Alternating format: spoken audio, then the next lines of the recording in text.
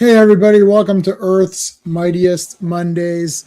J-Man here. We're going to be talking about 4 issues of the Avengers today. Issues 142, 43, 44, 45. I saw the comments already. Fanny, I saw that. So Phantom Outsider was already letting us know that these are going to be all mixed up. I didn't know that. I didn't see your comment. And it's too late because I already read these and made notes. I did notice that they're out of that they're playing them out of sequence. Well, we'll talk about that. We're going to talk about them in order of numerical order. So I understand that it's a little bit weird, but we're going to that's how it's going to be. We're going to talk about it in a weird way. So not much we can do there. Let's quickly go over what's coming up. So with New Year's coming, we don't have a lot of streams scheduled, so I didn't have time to upload all of the links or all of the thumbnails, but we are going to do Fantastic Fridays. So that's going to be, of course, on Friday. We're going to talk about 4 more issues of the Fantastic Four. So that all works out perfectly that we don't have to worry about that one. There's a Saturday we're going to be doing. So Saturday, we're going to be doing Brave Star. We only have 2 streams left for Brave Star. So that's going to cover episodes 40 to 52. So it'll be 13 more episodes of Brave Star. And then there's just going to be 1 stream left. So we'll finish that off. And then after Brave Star, we're going to do Inhumanoids. Our super friend RR wants to do Inhumanoids. So we're going to do it Inhumanoids. And I think that's going to be it. So today is going to be the last stream of 2025 right now. And then we'll start off. 2026 is going to start with Brave Star. Actually, no, it's going to start with Fantastic Fridays. So Fantastic Friday will start off the new year. And then 1 week from today, we'll be continuing with Avengers and hopefully get the conclusion of tonight's story. So lots to do. Let's thank the Super Friends. So we always thank them at the beginning of every stream. So big thank you to Dan, Sean, Stephen, Brennan, Mark D, RR, Philip Story, Digger Jim, Quagnar, Just Joe, GT, and DJ. We always thank Clobber in time, so make sure you put a CT in the chat to thank Clobby. We appreciate that. Okay, so I'm going to be going. I'm alone for a little bit here before Sean. Sean is running late, and I'm not sure if Classic Comics is coming on tonight. But let me say hello to the chat really quick, and then I just will say a couple other things. Heads up. So Phantom Outsider was saying heads up that 145, 146 canonically take place after 149. They were supposed to be an Avengers Giant 5, but instead they got reprinted. Yeah, so it was a bit messed up. I like the Assassin story, but I always felt there needed to be a follow-up with the Avengers foes. Yeah, there should have been something more. Phil is here. I was going Phil. Quagnar's here. Super friend Quagnar, thank you. We'll give it a chance for some other people to come in. I did post a poll. So, as you know, I love the Western heroes, and there's 4 Western heroes tonight that are going to be featured. We've got the 3 kids and Knight Rider. I guess I thought he was called Ghost Rider before, but I guess when Ghost Rider became Ghost Rider, that kind of changed things. So I think they call this guy the Knight Rider this time. So he's not the Ghost Rider. He's the Knight Rider. FK is here, and Paulo is here.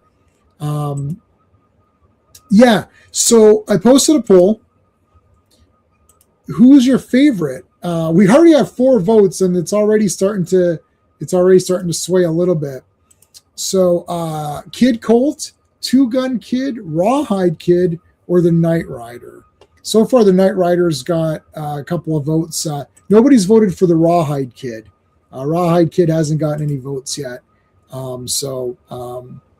Sucks to be the Rawhide Kid, I guess. Nobody wants to be the Rawhide Kid. I don't know why. Great watch party. Yes, there was a watch party. Knight Rider. Knight Rider was Ghost Rider. That's right. And then Stan Lee stole it from the defunct magazine Enterprise, which Dick Ayers drew in the 50s. Okay, awesome. I posted a poll, yeah. Oh, 1 second. We have Classic Comics with us. 1 second. Let me bring Classic in. Hold on. Where's my...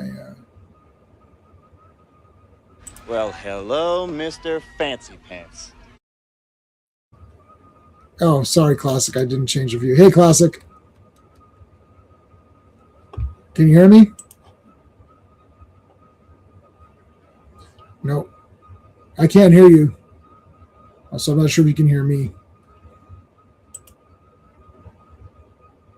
Hey, okay. Hey, everybody. Okay, so anyways, Mike is messed up. Okay, cool. We'll give him a second to... I'll leave you here and you can kind of go back and forth and see if that works. So I wanted to say thanks to everybody who supported, who helped me out this year. Had a tough year with my ailments, and you guys know all about those. So I tried to keep the streams going just to keep a hangout session and have fun doing these streams. So we're going to continue into 2025. Gonna continue on with Avengers, and I'll put you backstage, Classic. Put me in the private chat when you think you're good. So we're gonna continue with Avengers, and we're gonna continue with Fantastic Four for sure.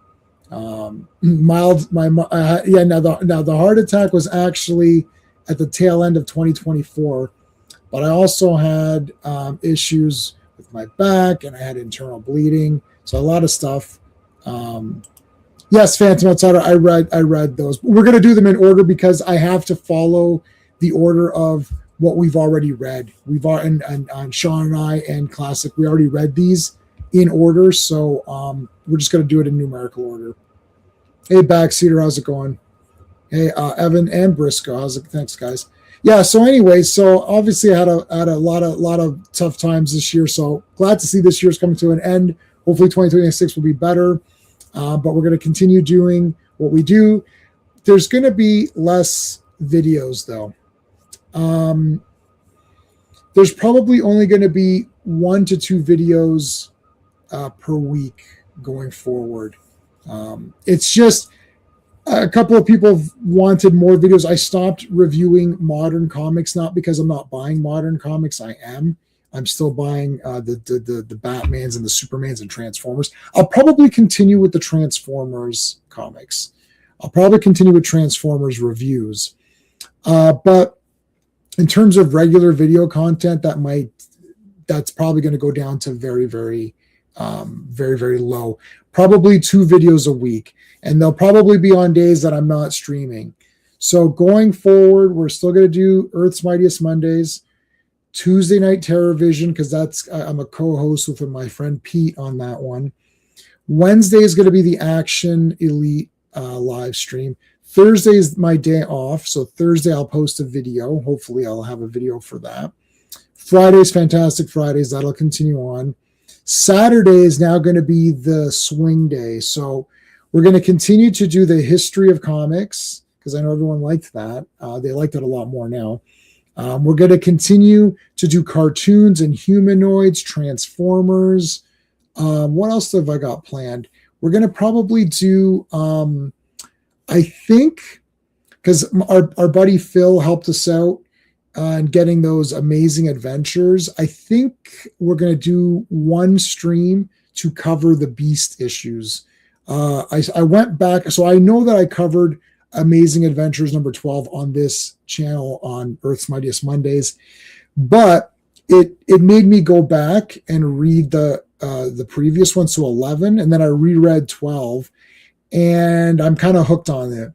So I'm going to stop reading them because in a couple of weeks I'm going to talk to Sean, and I think we're going to cover the whole thing in one stream. It should be done within 3 hours. So we're going to cover all of the Amazing Adventures in one stream. But I'm really looking for that. Looking forward to doing that. No problem. Yeah, exactly.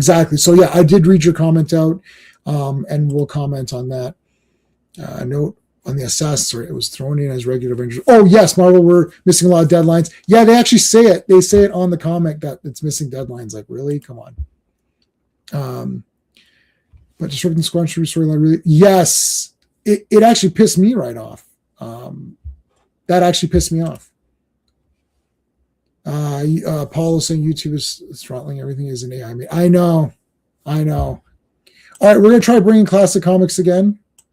Okay, so let's try to bring him in. How about I bring you in with a how about I finally uploaded this. Oh, you didn't know? Your ass better call somebody. Hey, classic. Hey, you hear me okay? Yeah, I can hear you. Okay. I finally clipped that. Oh, you didn't know, but I just got the audio.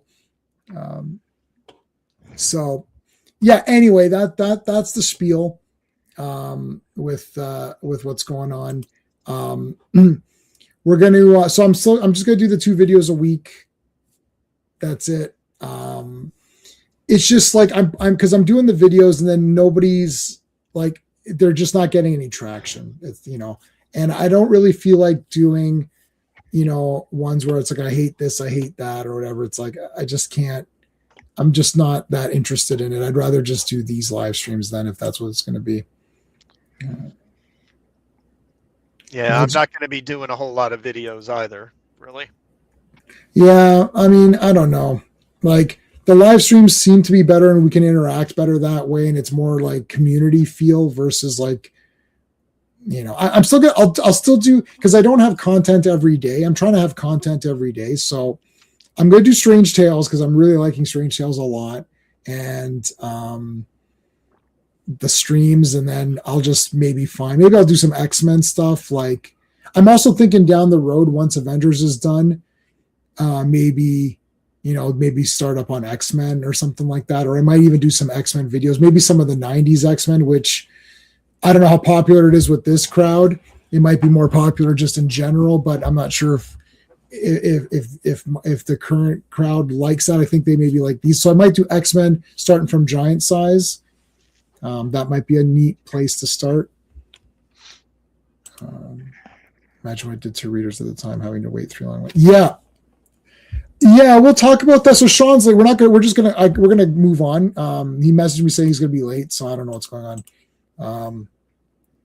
I didn't like it, but the Assassin story was good. Well, yeah, so we're gonna get. This is weird because we're gonna conclude the Cowboys today. So, which is cool. We'll get those out of the way. So now let me see if I know my guys right. This is Rawhide Kid, I believe. This is Kid Colt. I know that. And that's Knight Rider. Now we're calling him Knight Rider. And Two Gun Kid got the dual identity, right? Is that right? Yeah. Okay. I have to tell you, man, I love these. Like, I like the Western heroes anyways. I thought this entire, it's 2 stories going at once. It's the Squadron and this going back in time. Yeah. But I just thought this was the goddamn best. Like them back in time with these guys was awesome. All right. Go West, Young Gods. Okay, so here's your Western guys. So actually, I read 1 issue of Rawhide Kid, and I've read a few Kid Colts, and none of Ghost Rider / Knight Rider. So I don't know, and I didn't know Two Gun Kid had an identity. So he's more superhero-ish than the other 2 guys who are just themselves, right? Yeah.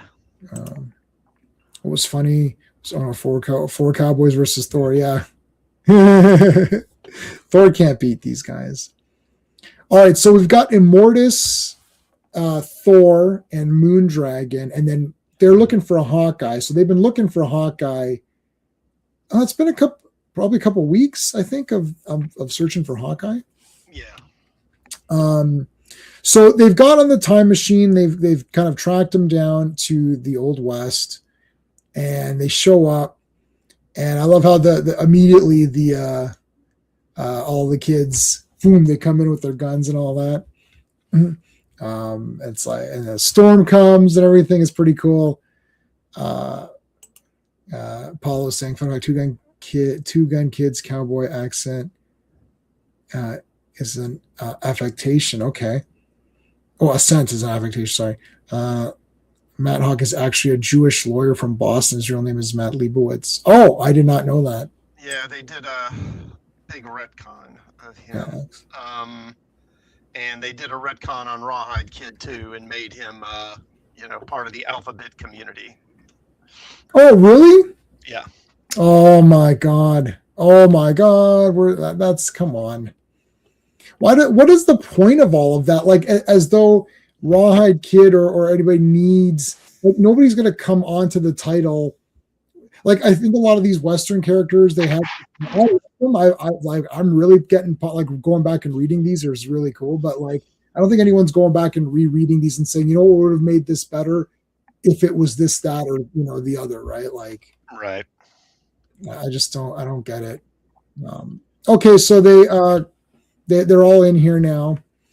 And basically, they're good guys. They've all teamed up. Now you're going to see Hawkeye here.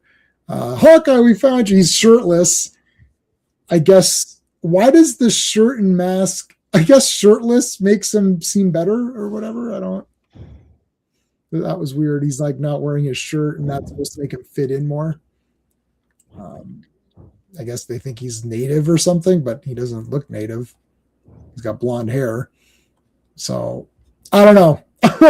Was there any other comics besides this, or like, did any of this take place in another comic that we don't know about? I don't believe so. No. Yeah. So we're getting this. This is whatever he says is what happened. Right. So him and Kang got into a scuffle during the time transfer or whatever. He was supposed to go back to find the Black Knight. I guess that didn't happen because he's in the West. This is like friggin' Back to the Future 3 or whatever. No, it's just an Avengers story, yeah. This is like, so it's like Back to the Future Part 3. He just goes back in the Old West. And look, this looks like Time Tunnel. Mm-hmm. All right, so he shows up, and these guys come and attack him or whatever, but then he takes off his uniform and now he just fits in. So Matthew J. Hawk, that's Two Gun Kid, right? Yeah. Okay. And Two Gun Kid is that he's the one that they're saying that his accent was fake or whatever, right? He's Jewish, okay. But not in this comic, right? That's a 90s retcon. Okay. Why did they do? I wonder why they did that. What was that? What was the thought process behind that? Like, I don't think I knew anyone's like any kind of affiliations when like I didn't know Ben Grimm was supposed to be Jewish or whatever. Like, I mean, I wouldn't have even thought of that as a kid. It's just like, I think I found that out whenever they had said it in a more modern comic. I thought, oh, is that what he is? Yeah, I believe so. Like, I don't think they really it didn't I don't think it didn't matter a lot to kids. I don't think that it did. But anyway. Okay, so Kang is in this timeline with the heroes. And Moondragon, I mean, is this Moondragon outfit? Would the guys be going absolutely crazy for that? Like, yeah, woman dressed like that, they'd be. Oh my how God! they would react. It'd be the 3-gun kid. It's like, wait a minute, kid. I thought you only carry 2 guns. It's like, like, this is crazy. Can you imagine, Bobby? What's going on here? Knight Rider's a Jehovah's Witness. Yeah, I don't even understand. My mom would always tell me, don't open the door for the Jehovah's Witnesses when they come knocking. I'm like, how am I supposed to know Like, I don't even understand I still don't understand what that means. But we're cutting back and forth. I almost wish, well, I guess just like you're getting two stories. I was going to say maybe they could have just did one and then Kid Stallion. Yeah.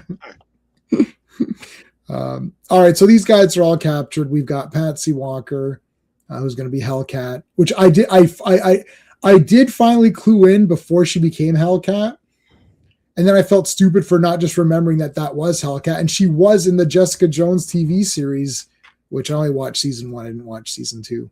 Yeah, she was on it for like a minute. Yeah, so but she had blonde hair. Like, they couldn't give her red hair. Like, what, that actress didn't look good with red hair? I mean, I don't get it. Meanwhile, they're trapped in this cage. The way they get out of this cage is friggin' awesome. Okay, so anyways, they're trapped and it nullifies. So Vision can't even go through it. It's stopping him from becoming intangible. Right, it's some kind of energy cage as well. Right. George Perez art. Early George Perez art becoming the. Yep. Let's see the whole team. Yeah, you get to see the whole team because they're cutting back and forth. But I felt like this story wasn't going anywhere, and the other one was like really going. Like, this one, I could tell that they're going to drag this out a little bit longer. Right? It just feels like they're captured, and then they're in this. Feels like they're in this jail, like not really doing much. Like, I think by the end of this issue they escape, but like that's it.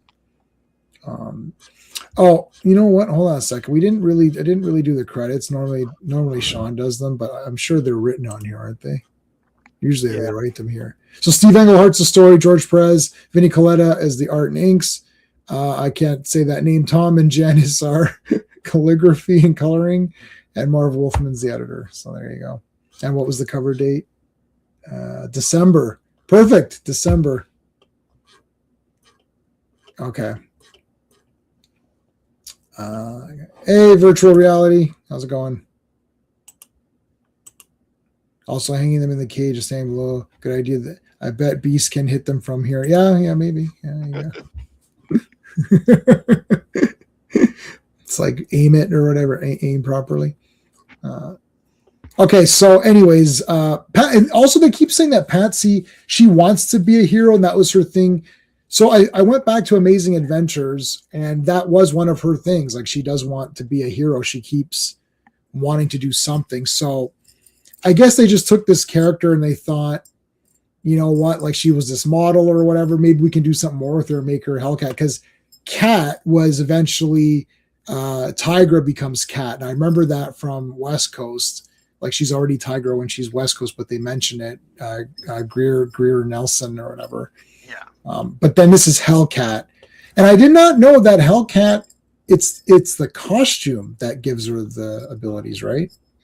Well, the costume has a couple of gadgets in it, but there's not much to it. I mean, basically, it has claws. That's what it boils down to. Right. Oh, Sean is here. I'm not going to give him his intro since he didn't do. We're gonna give him that. No, I'm not. No, don't add yourself, Sean. I'll add you. Go away. So Sean decided to show up. Where's I'll use the same intro. Oh, you didn't know? Your ass better call somebody. There you go. We didn't know. I didn't know you were going to show up, so I didn't know. No. Yeah. Can you hear me or no? Yeah, I can hear you. Okay, good. Yeah.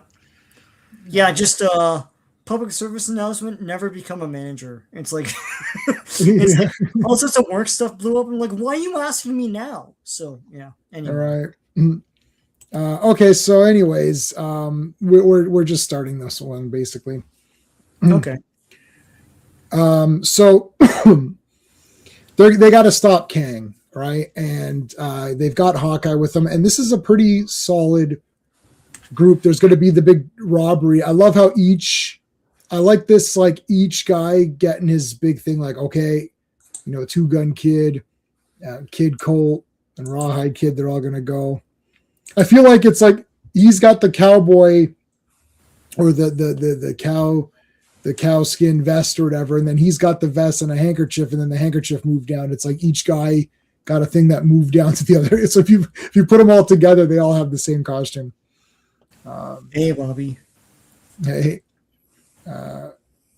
Hellcat is like it's a Cat's old costume. It's a rebrand. Yeah. Costume was designed by the Cat people. Scientist Greer Nelson worked for. Yes, she turns into a cat fully, and she becomes the Avatar.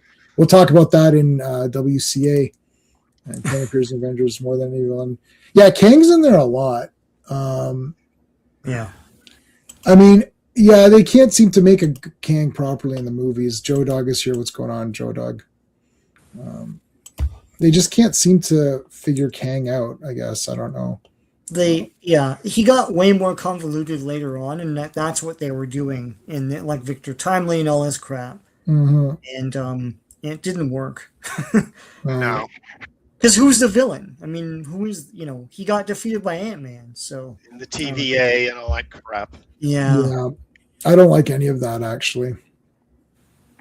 Okay, so Moondragon and Thor are incognito, as Mad Hatter says it in Batman. Yeah. So the other heroes are all coming down, and I guess Hawkeye's pretending to be a native, even though he's as white as white. He's as white as snow, or yeah, he's appropriating or whatever. Oh shit! Oh damn it! No, don't do it, Hawkeye! Don't. He's like Billy Jack. Yeah. Man, Billy Jack was raised by the natives, though, so I think he's okay. Or something, I don't know. Yeah. And he knows kung fu as well, so. Yeah. That is weird. He's just a mishmash of appropriation. He appropriated a lot of good things. Well, he's like Voltron, maybe. It's like everything's like, yeah, I know, form the head. Yeah. And anyways, I love Billy Jack. I love Hawkeye. So F these people. I don't care. You're lucky he appropriated whatever he did. The Hawkeye kid, yeah, because they're all kids, right? It's like, all right. The Hawkeye kid. I like how Two Gun Kid is like, he's got his identity, and he's like, well, now I've met these great gods. I used to think there was, like nothing left for me to see, but now I've seen these gods, and he's going to see monsters, and he got to see like basically Moondragon naked. To them, that'd be pretty much naked. Yeah. So, Kang Dynasty, Kurt Busiek, yeah. Young George Perez is already good at using vertical pan. Oh yeah. Kang goes to Washington and controls the Sentinels. Oh, that's interesting. Scarlet Witch could have gone back to the West. She could have been, drumroll, Wanda Hex. Yeah! Yeah, that would have been cool. All right, so the great train robbery. I see what they did there. I get it. I got it. I get that reference. Yeah. I know what that is, or whatever. I like how Rawhide Kid is in the coals, like just hanging out. Yeah. That's gonna be a dirty ass costume. I don't know if they're gonna be able to bleach that out or what. Yeah. All right, here come the other guys. Kid Colt jumps and like spear. He spears the guy off a horse. I mean, that guy's dead. Yeah. He got speared off a horse. Holy shit. Yeah. Look at that. That guy got shot in the face. Arrow in the face. Two-gun Kid Colt with the double punch. This guy goes in the cave, and Knight Rider knew that he was going to come there. Knight Rider. Yeah. It's like, and it is in a strange coincidence, his horse is called Kit. No, it's not. And his eyes go like woo woo. Yeah, his eyes, he has a visor. It's like, look, it's Wolverine. Yep. Wolverine, how did you get here? I'm not Wolverine. It's like, oh shit, we thought you were. Perez can't draw anything else. He wanted to just draw me as Wolverine. Yeah, he just wants Wolverine in every book. All right. Oh, yeah, Rawhide Kid. From behind. Oh, shit. He pistol whipped him. Yep. Caleb. Kick ass, man. Look at these guys on the train. Good for nothing. Yellow belly. Like, do something, you losers. All right. So they, Two Gun Kid. So Two Gun Kid has a secret identity. That's one thing that we talked about. Yeah. So he's one of the few guys. I guess Knight Rider does Knight Rider have an identity, or is he always that ghost thing or whatever? Yeah, he has an identity, I believe. Okay. Yeah. At least he did originally, because originally he was a guy, he just wore a costume. But then in like the modern day, he's dead. He's an actual ghost. So then he does. Yeah, Thor and Moondragon didn't even do nothing. Didn't do nothing. They didn't. Yeah, they didn't. They sat on the train. Look at this, the big jump, the big leap. Yeah, and he's like, "Oh, I shouldn't have done that." Yeah, but he's beating that guy up pretty good. Yeah. All right, there goes Thor and Lady Moondragon here with her bonnet or whatever it's called. Ringo. I have her bald head. Two Gun Kid is heading him off at the pass. Yeah. I like heading off guys at the pass. I was watching DS9 and they threw in a reverse the polarity. I was like, nice. Yeah, you gotta throw it reverse every so polarities. often. If you don't throw it in, it feels like you're just like not adhering to like the sci-fi rules of like, Right. you know, we said I'm gonna head him off. We said that in our movie Pursuit. One day I'll do a watch party and show our movie. The only thing is it has like copyrighted music or whatever, so I might get nailed. But I should show our movie. The only problem is that I have to try to edit out a certain person who doesn't want to be in it, even though our movies were awesome. Yeah. They're really cool. I found the old script that I wrote for that too. Anyways, so they caught the train robbery guys, and but Kang is still at large, so we'll have to continue in the Avengers 143. At last, the final battle against the power of Kang. At last. He's just annoying at this point. Oh, he's gonna be obliterated. Yeah, then he comes back. Yeah, well, he's never coming back. Kang's last issue. That's it. Yeah. Thor with the Ask Scott with an Ask Scott. Look at this monster. Wait a minute, is that what this monster looks like? I thought it was purple or something. Maybe I could be wrong. It's different. Yeah, he looks like Tritus here. Yeah, wait a minute. That's wrong here. All right, well, do you want to do last issue's credits and this issue's credits? Because we didn't do them. Sure. Avengers Volume 1, number 142. The cover art was by Gil Kane, Frank Giacomo, John Romita, and Gaspar Saladino. The release date was September 16th, 1975, but the cover date is December 1975. Go West, Young Gods, written by Steve Englehart, penciled by George Perez, inked by Vince Coletta, colored by Janice Cohen, lettered by Tom Orzechowski, and edited by Marv Wolfman. And Avengers Volume 1, number 143. The cover art is by Gil Kane and Frank Giacomo. Release date is October 21st, 1975, but the cover date is January 1976. Right between the eons. Written by Steve Englehart, penciled by George Perez, inked by Sam Granger. Colored by George Russos, lettered by Tom Orzechowski, and edited by Marv Wolfman. Dun. Damn. All right. So the Avengers break loose. I was going to say the Eraser, Paulo, but anyway, yeah. Eraser, I thought maybe that joke is overplayed, but no, I don't think it is. Clearly not, because Paulo still likes it. He's so behaving. He's behaving here. Yeah, well, you don't know. There's probably like 400 lines on this. There's probably a mega background back here. Yeah. Yeah, the background was like this, like the entire Western town or whatever. Yeah. Everybody, we're streaming this through all of our channels. Make sure you are subscribed to Classic Comics. If you're not watching this on Classic Comics channel, make sure you're subscribed to Classic Comics. If you're not watching this through my channel, WTF, you got to make sure you're subscribed to my channel, and same with Sean. Make sure you're subscribed to Sean's channel. So right now, there are people watching from the different channels, so make sure you're subscribed to everybody. Kid Colt with the gun. I thought Kid Colt had 2 guns at one point, though, didn't he? I don't know. Well, Dr. Doom, where is that? I just got him. What did I do with him? Here he is. I just Techno Doom. Yeah. Yeah. You're just coincidentally, buddy.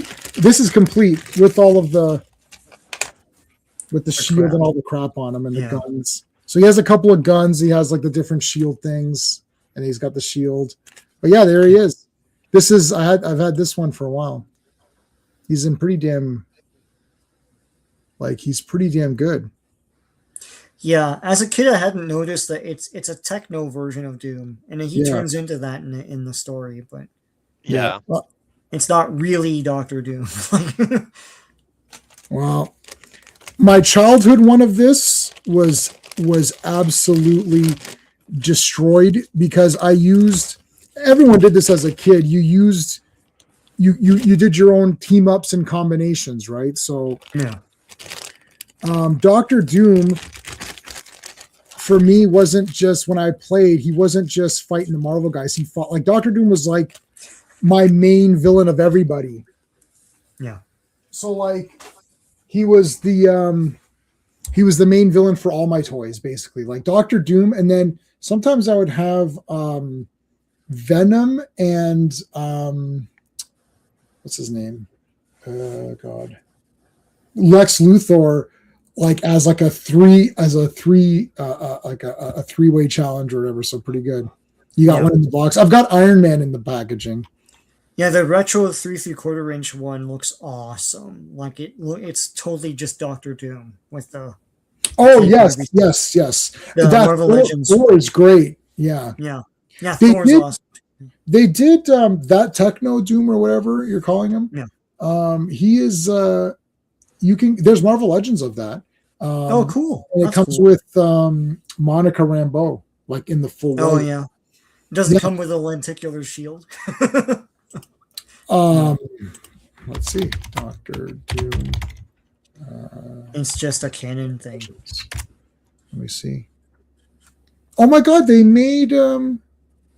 They made that sorcerer whatever Doom. There's like Doctor Doom was. The new Sorcerer Supreme Doom. Sorcerer Supreme Doctor Doom. That's weird. Well, of course, it's a brand new thing. You're gonna, Holy crap! They're getting that one. What the hell? Where's that Doctor Doom I just saw? Like, really? Okay, this is like, what the shit? What's the other girl's name? Captain Marvel.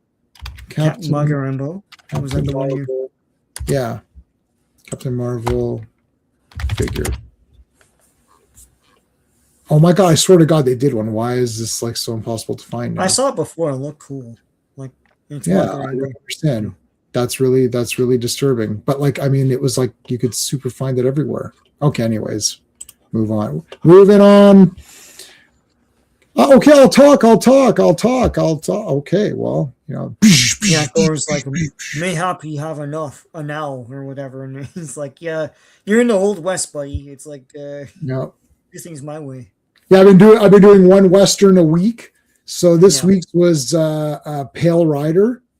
Yeah, just to reconfirm, it's a 10 out of 10 masterpiece in case people weren't sure. I know people. We're reaffirming stuff this holiday season. Yeah, I watched Inframan as well last night just to confirm. Yep, that's 10 out of 10. Yeah. I'm just confirming all these. I watched a couple. Last week was Inframan? Yeah. Last week was Josie Wales. No, and last week was Josie Wales, 10 out of 10 masterpiece. Just confirming with everybody. Everybody knows that it's just and then I saw Leonard Maltin reviewed Pale Rider and didn't think it was that good.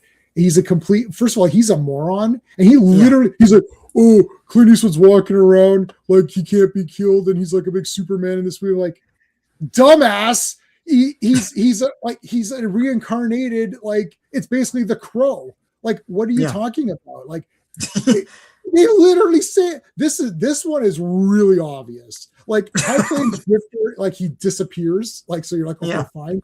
But this one, it's basically she's like prays for a miracle that he shows up, and she says she's reading the goddamn thing, the pale horse and the rider, and then like they literally pan, and he walks in on the horse as she says it.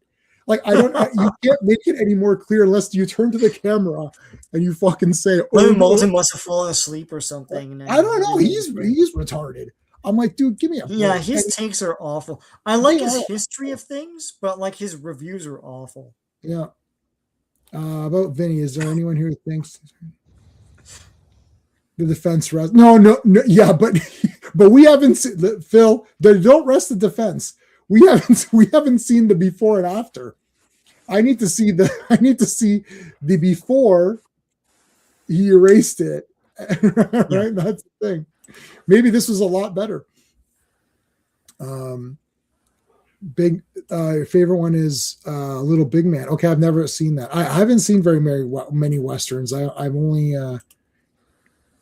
it's more from a Native American point of view. That's okay. I like Native Americans. My family has two Native Americans, my cousin and my uncle. So there you go. I'm allowed to make fun of anybody I want because it's I got the get out of jail free card. We're just waiting for someone to I'm not going to say it. Not going to say it just in case I have the free card on that one.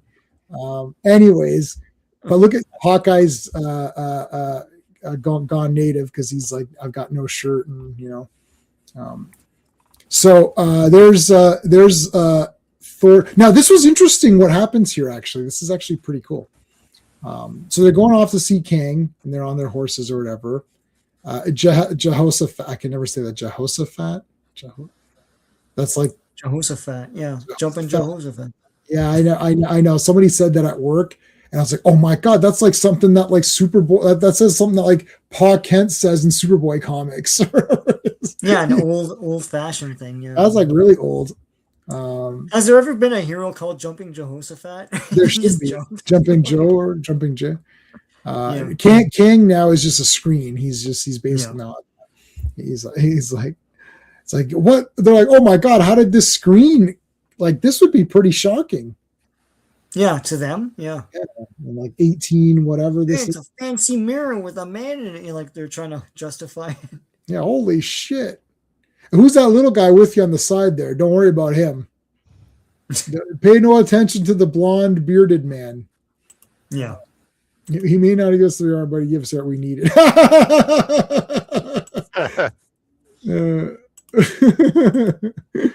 Avengers issue 800 drops.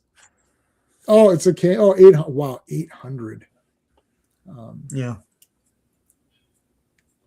When he meets the master, yeah. I just rewatched the Five Doctors not too long ago. It's good to be the king, yeah. Avengers assemble! Whoa, look at this! Oh my goodness! I know. Woo. It's like we're they put a shirt on. Oh my god! Damn, what the hell's going on here? He's looking over to the side. He's like, hey, he does have his mask. Oh no, it doesn't matter. He actually, one of the things in this comic that was cool is that he talks about his identity a little bit. It's like my identity, everyone knows it here. It's like doesn't even matter anymore. Yeah. Well, the thing is, he's a lawyer, so it's kind of like Daredevil, Yes. If it was known he's like this vigilante, it would probably cause him to lose his license at the least. Bus dragon, yeah. Okay, pop quiz. Out of these 4 panels that you see right here in front of you, which one was Vincent Coletta's favorite? I'm just throwing it out there. There's 4 panels. If you're forced to guess, like gun to your head, which panel was Vinnie Coletta's favorite? I'll let you guys ponder that. Let me see how the poll's going. Okay, nobody voted for the Rawhide Kid. Come on, help Rawhide Kid out. 10 votes so far. Knight Rider's got 7 votes, 2 for Two Gun Kid and 1 for Kid Cold. First of all, clearly nobody's watched my Kid Cold could have defeated Thanos video. So I don't know. That's why I don't know why nobody's picking Kid Colt is like, because he's clearly the best of the kids or whatever. Hello, Moon Dragon. Woo. That's a bad outfit. Florida inked the previous issue, the one. This one's Sam Granger who inked. Okay, I saw. We're just having fun, Follow. It's all it's all good. We're just joking around. Not the second. Too much ink use. Yeah, too much ink. Yeah, but it's easy. It's not by the amount of ink. It's by the complexity of the ink. Look at this Kang. Like Kang's like head is like all the entire. It's like friggin' the whole page. Who's that guy? Who's that blonde guy though? I don't know. I don't know who that blonde guy is. That's weird. Anyways, nobody's looking at him. Everyone's just looking at Moondragon. Yeah, it's like what blonde guy? Yeah. Where's the? Yeah. How come there's only one character on this page? Okay, now I have to admit this was absolutely brilliant. I can't believe how genius this was. So as we learned from last issue, you can't get through this cage because it's some sort of, nullifies your powers, whatever bullshit it is, right? But they're not going to show it yet, are they? Oh, they are. Okay. So Captain America's like, yeah, but you can pass through my shield. He's like, yes, I can. He's like, okay. And he's like, well, why don't we put the shield touching the cage? And you could see that now it's like that energy field that's nullifying everyone's thing. It's going around the shield, right? So, but it's still a cage, so you can't go through it. But now he can go through the shield through the cage. That's awesome. Yeah. Yep. That's cool. Pretty damn cool. Hold on, I gotta sneeze. One sec.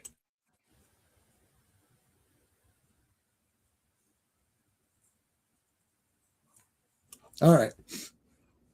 All right, so they jump through.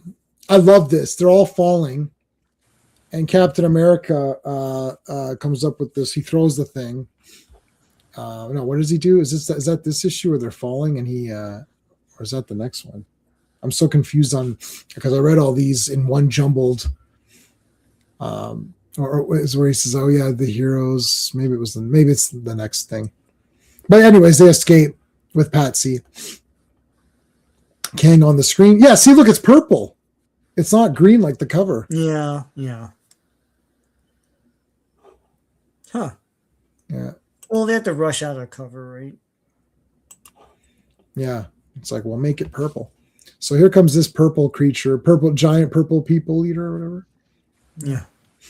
Was the purple eater the color of the monster, or that he only ate purple people? He ate purple people? Yeah. I don't know.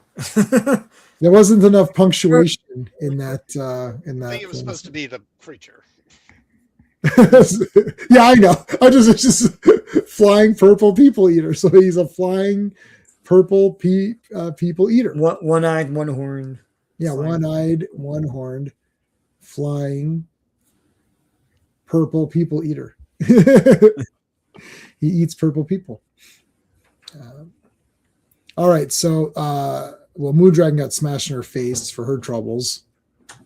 Ravenscroft, what's going on here?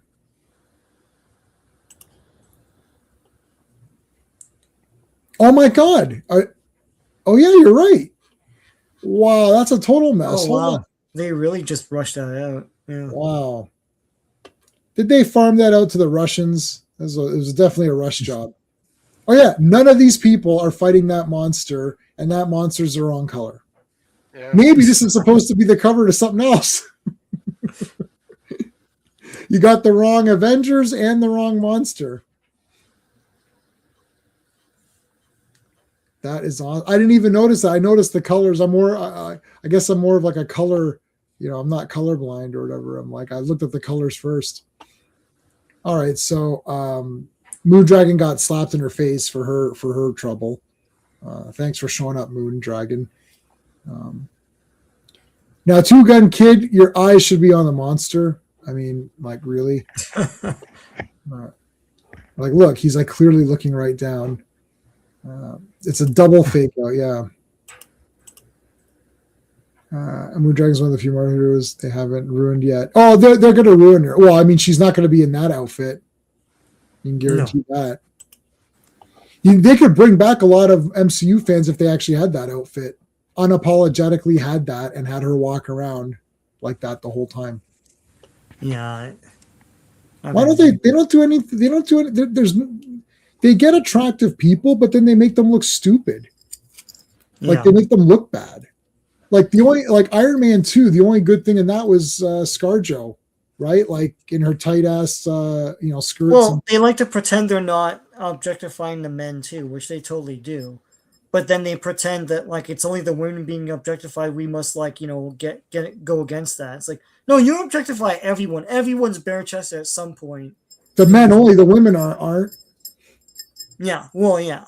But like Captain America, like that famous scene when he's on the slab or whatever. It's like, yeah, Thor's naked. The girls, his chest. Thor was naked in that Love and Thunder, and the girls were like oogling him or whatever. Yeah. That's shit. What happened.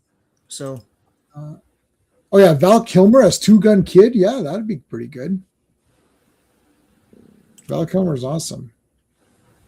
No, Phil, stop it. Terrible. That's a terrible idea. Where's my? Oh, you're not gonna be able to read that. Hold on. I'll go back to it.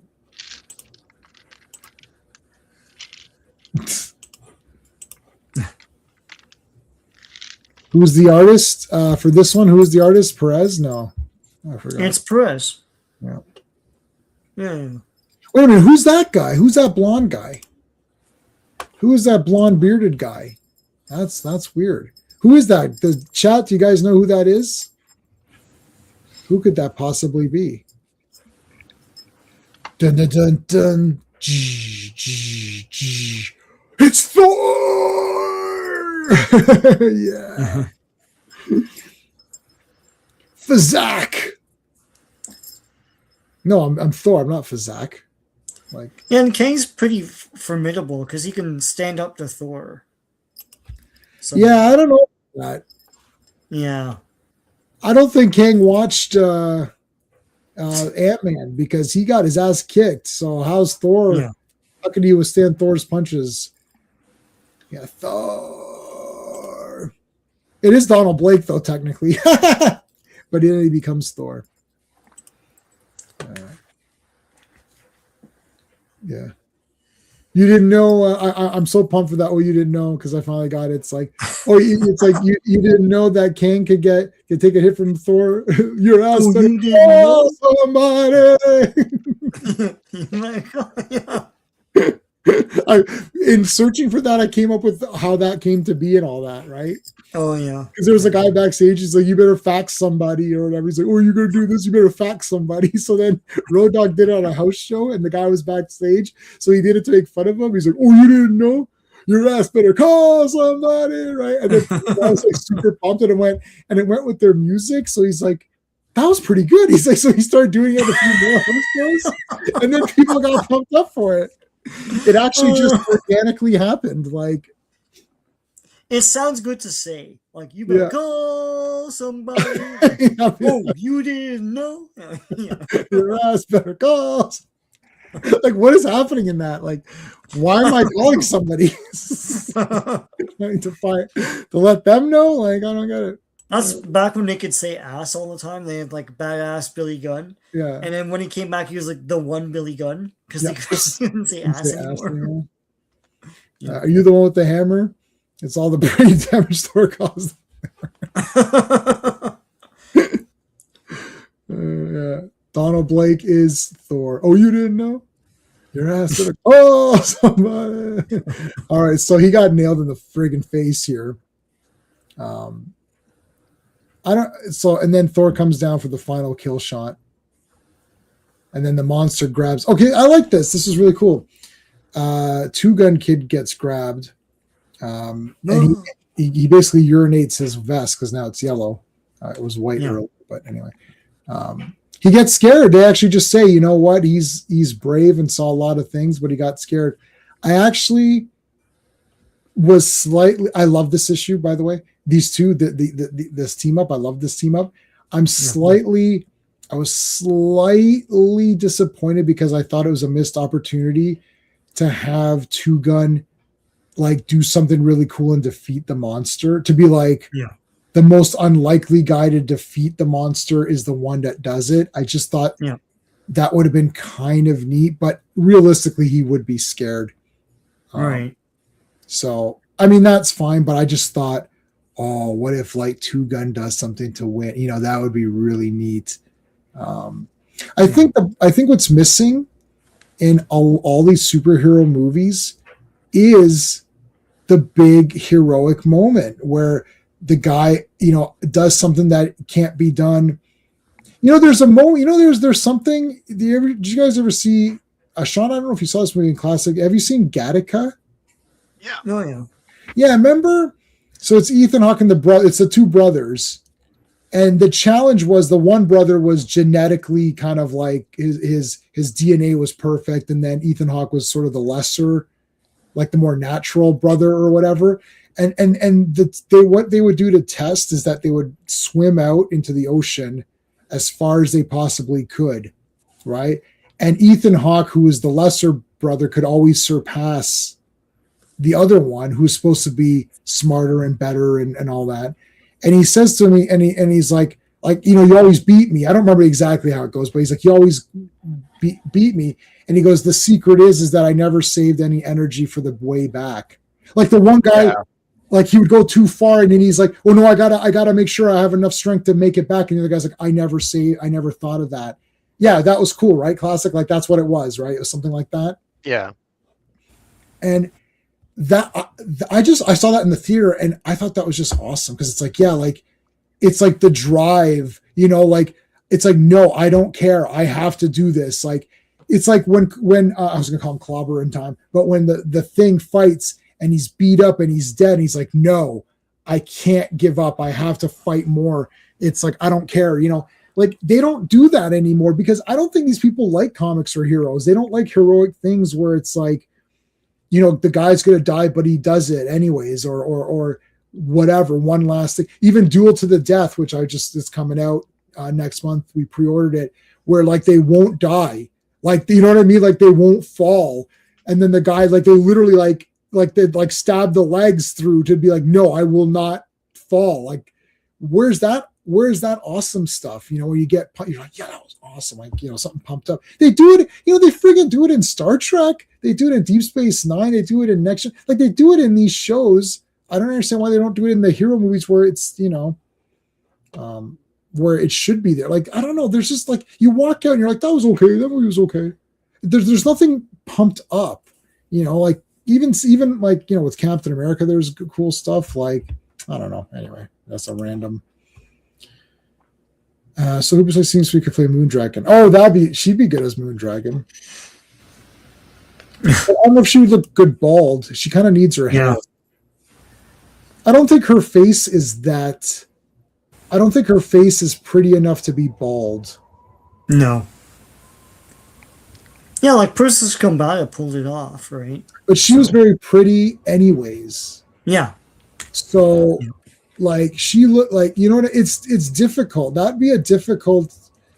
It'd be difficult to cast, like, yeah, clearly her body, yeah, no problem. Sydney Sweeney's got it, but I don't know. You need someone with a face that you'd have to do an AI thing and make her bald and see what it looks like. Anyways, but yeah, Two Gun Kid had a good scare there, but here comes Thor with a super punch. Boom. And then like slam the back of him. Yeah. Yeah, heroism is a mic. I know it. Yeah. You know what? Pretty much. Yeah, holy shit, I know. I'm not going to mention real life things that have happened, but some of the stuff that I've seen happen where people get prosecuted or they're canceled for things, I'm thinking, okay. And heroism is going to die, and the only people that are going to be affected are the very poor and probably women. they're going to be affected the most, because there's going to be people who can do stuff and help people and make a difference, and they're going to opt out because it's not worth their trouble. I'm telling you, that's already happening. Anyways, that's not for me to discuss on this channel. So, all right, boom, yeah, boom. Nailed them. He fizzed them. Yeah, fizzat. Yeah, but then he starts to realize I'm fighting a god and I'm kind of overmatched here. Yeah. And he goes, "Give more, more!" And then Thor's like, "Well, give more, you're gonna kill yourself." It's like, "Oh, more!" And he explodes. blah. He exploded. He kind of dissipated. Yeah. So see you later, Kanyi. Adios, amigos. Hasta la vista, baby. Oh no, the T-1000 came back after that. That was what was so dry about that scene. It's like the big dun dun dun dun. The big music starts. He's all frozen. It's like hasta la vista, baby. And then he just came back. They're like, yeah, shit, this guy's the best. Odin's blood. Kang was out of time. He was born out of time. Yeah. Looked odd with their Megaforce. Oh yeah, yeah. Megaforce. God, I was just looking at that. I was thinking about doing that on one of our streams. So they all die, right? All of the versions of Kang die. Yeah, for now, yeah. Yeah, four. How would you do now? Like an N like this, like a small N. 4 now. I don't know.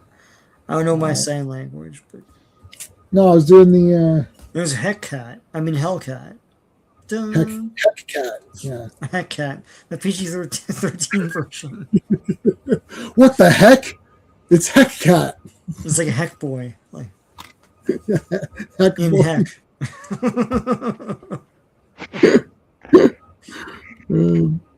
Oh my god, he's like look at everyone's jumping in.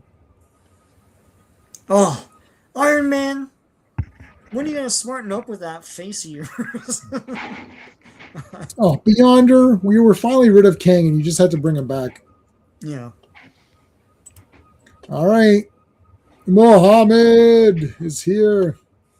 Teen Titans and X-Men crossover. Yes, Marvel fanfare where Storm Mystique had a meeting, and now I'm reading New Mutants 18. Yeah. That Teen Titans X-Men thing that's the one where it was supposed to be a tabloid size, but they just made it normal. Yeah, it was supposed to be Legion, right? Oh yeah. That would have been cool. Instead of the Titans. I mean, what's his name's in it, Darkseid. So yeah, I don't remember them ever saying that it was going to be Legion. There were supposed to be more crossovers after that, but they didn't do them. Yeah, Kang's parents didn't kiss at the Enchantment Under the Sea dance. Yeah. They're supposed to go to this. This is where he from existence. Erased from existence. Yeah. Oh man, this is heavy. Yeah, heavy. Why are things so heavy? There's that word again, heavy. Why are things so heavy in the future? Is there a problem with the Earth's gravitational pull? But he doesn't dig more into it. He just goes on to some other topic. Well, he's scatterbrain, right? He's a mad scientist. Oh, that movie's great. You know what's weird though? Would Marty be deleted first? Wouldn't Marty be deleted first because he's the youngest? Probably. That would probably make more sense. Yeah. But... Yeah. Oh man. You found a plot hole. Now it's a trash movie. It was 10 out of 10. Now it's 0 out of 10. Also, when he drives back in time in the DeLorean, he'd be in space. So the movie would end and then everyone would go home depressed. Yeah. So, yeah. Oh, Sean, stop it. Why are you being like, my thing was funny. Your thing's weird.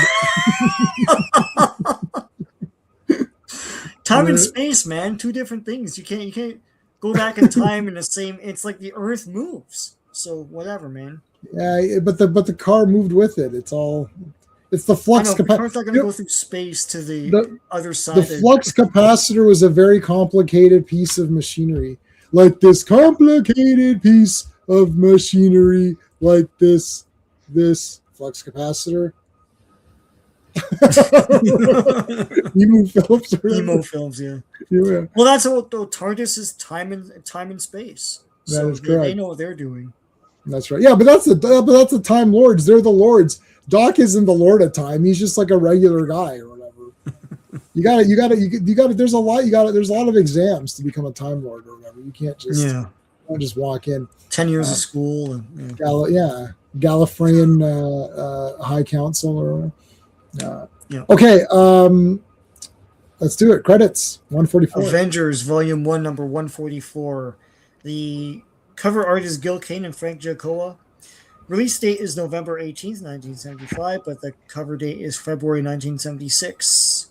Collage, written by Steve Englehart, penciled by George Perez, inked by Mike Esposito, colored by Petra Goldberg, lettered by Denise Wall, and edited by Marv Wolfman. All right. They've got the feet, the bare feet or whatever. They're going for their OnlyFans. What about Patsy Walker? Got to see some of her. Yeah. All right. So they're on the ledge here. They're living on the ledge, not the edge. Yeah. You lost your ledge. You lost the ledge. Okay, remember last time where all this cool shit happened? They got the Squadron Supreme came in, beat the shit out of them. And they put them in this cage. Then they escaped the cage. And now they're shooting a missile. Whoa, Patsy Walker is very upset over this missile. Well, she was there to observe or whatever, but there's like missiles and stuff happening. Well, now she's going to observe a missile. I don't know. Everybody, please hit the like. I always forget to say that. Please hit the like. From wherever you're watching, hit the like. How's the poll going? 14 votes. 64% say the Knight Rider. Somebody said Rawhide Kid, thank you. And 14% each for Kid Colt and Two Gun. I can't remember if my Knight Rider issue says Ghost Rider on it. It will. Like It would. I think two of them, but from the old days. Yeah, it probably does. I have them all scanned, and it says Ghost Rider. Yeah. I don't think did they do a series with him after that? Did they not change it halfway through or something? Or I don't know. Oh, the original run, I don't think so. All right, so the missile hex it up. Oh no, sorry. She hexed one already, and then now Iron Man comes in for the save. Iron Man does his Doctor Strangelove impression. Oh no, yeah. Riding on a missile. Yeah. How I learned to stop worrying and love the bomb. I'll just call it Doctor Strangelove. I won't call it the other title. Or you can call it this. It's like, no. Here's where they're all falling. You grab the ledge. Yep. Beast is good. What kind of corporation can launch a missile strike in its own building? How do they expect to explode? Yeah, that's. Yeah. That is weird. That is a weird one. So here's where Cap does like a pretty cool. He grabs Patsy, throws his shield down, and like it's supposed to like he can like bounce off of it or something, and then Iron Man catches them. And Iron Man says, "How did you like? What if I wasn't there to catch you?" He's like, "Oh, I would have thought of something else." Mm-hmm. Yeah, because I'm Cap. I'm Captain America, man. It's like Captain America. Yeah. It's called Ghost Rider. It's more about the character change. Yeah. So it depends on which ones you have.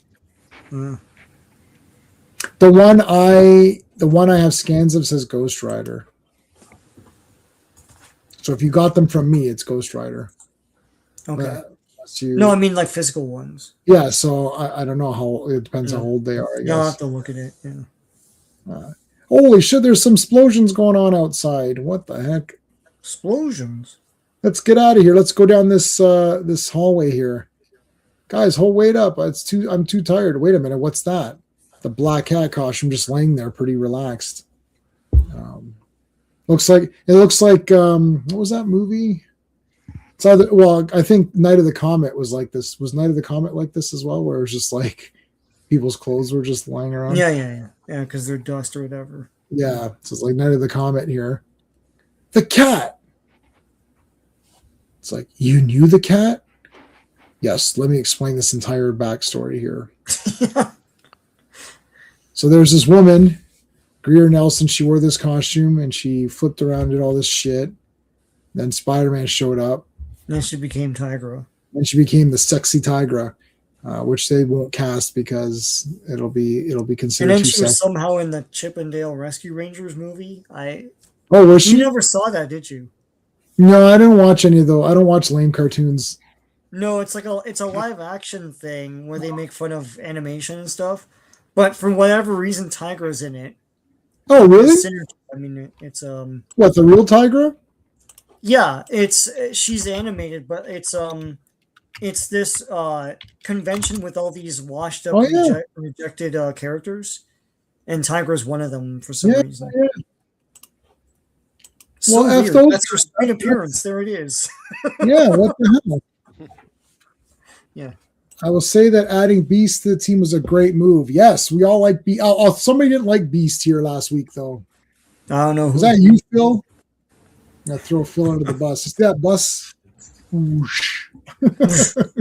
Face full of bus wheels. Like, oh! He adds a real offbeat sense of humor, while Hawkeye's more cynical. I noticed they are hardly ever on the team together. Yes, that is true. Yeah. Yeah. I love Hawkeye, and Beast is awesome. I got my Beast there. There's my Beast. Yeah. This is great, and it's very light, so I put it on top of the computer. No, that was Magneto. You didn't like Magneto? Oh, Magneto. Did everyone see Cyclops has his costume in doomsicle chairs as Rob I don't Liefeld even called it? understand the trailer program they have for this. Like, what's the trailer? Which one is? What's going on? It's bullshit, anyways. Okay, so Patsy, the full story tonight. Oh my god, the full Tonight story. on 2020. Patsy Walker, model, married, divorced, and Hellcat. Let's look at this troubled youth's full story. It's like, And she admired a picture of Reed Richards with one hand. yes. Yeah, that's right. And in the other hand, a shower nozzle. No.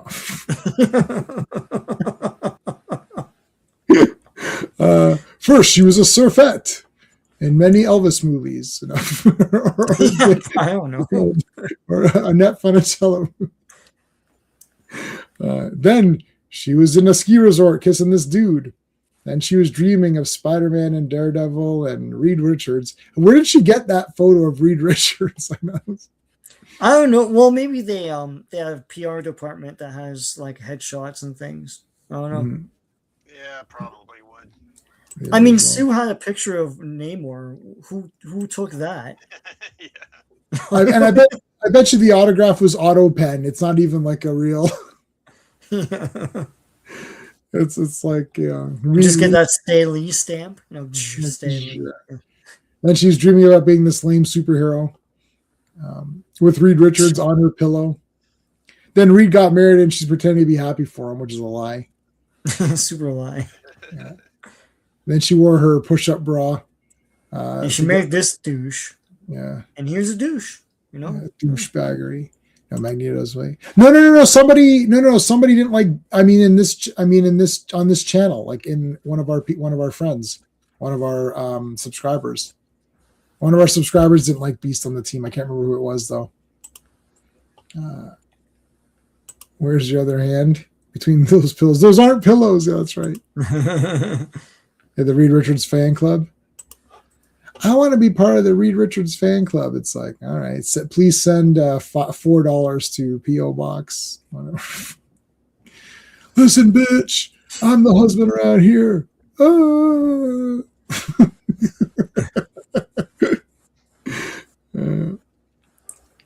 And he got more and more evil. And to prove that, he put a cigar in his mouth. Would you? Oh, planes, trains, and automobiles. Okay, I was like, Yeah. what are you talking about? Yeah. And then there's a divorce. Then she met Beast, and she put him on the couch here, on the tiger couch, The casting couch. casting couch. She's like, I know who you are. You're Hank McCoy. I'm going to blackmail you. I want you to make me into a superhero. And Hank's like, oh, okay, sure. And then that'll be an amazing adventure. So, Sean, in a couple of weeks, let's do Amazing Adventures, all of it on Saturday. Yeah. That'll be really thing. fun. That'll be It's a cool. lot of. It's so awesome. I'm going through it. It's the best comic ever.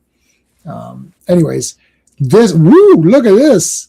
Get down. Like, turn around. Ooh, turn So they do. around. Look, these guys are. There's a mirror.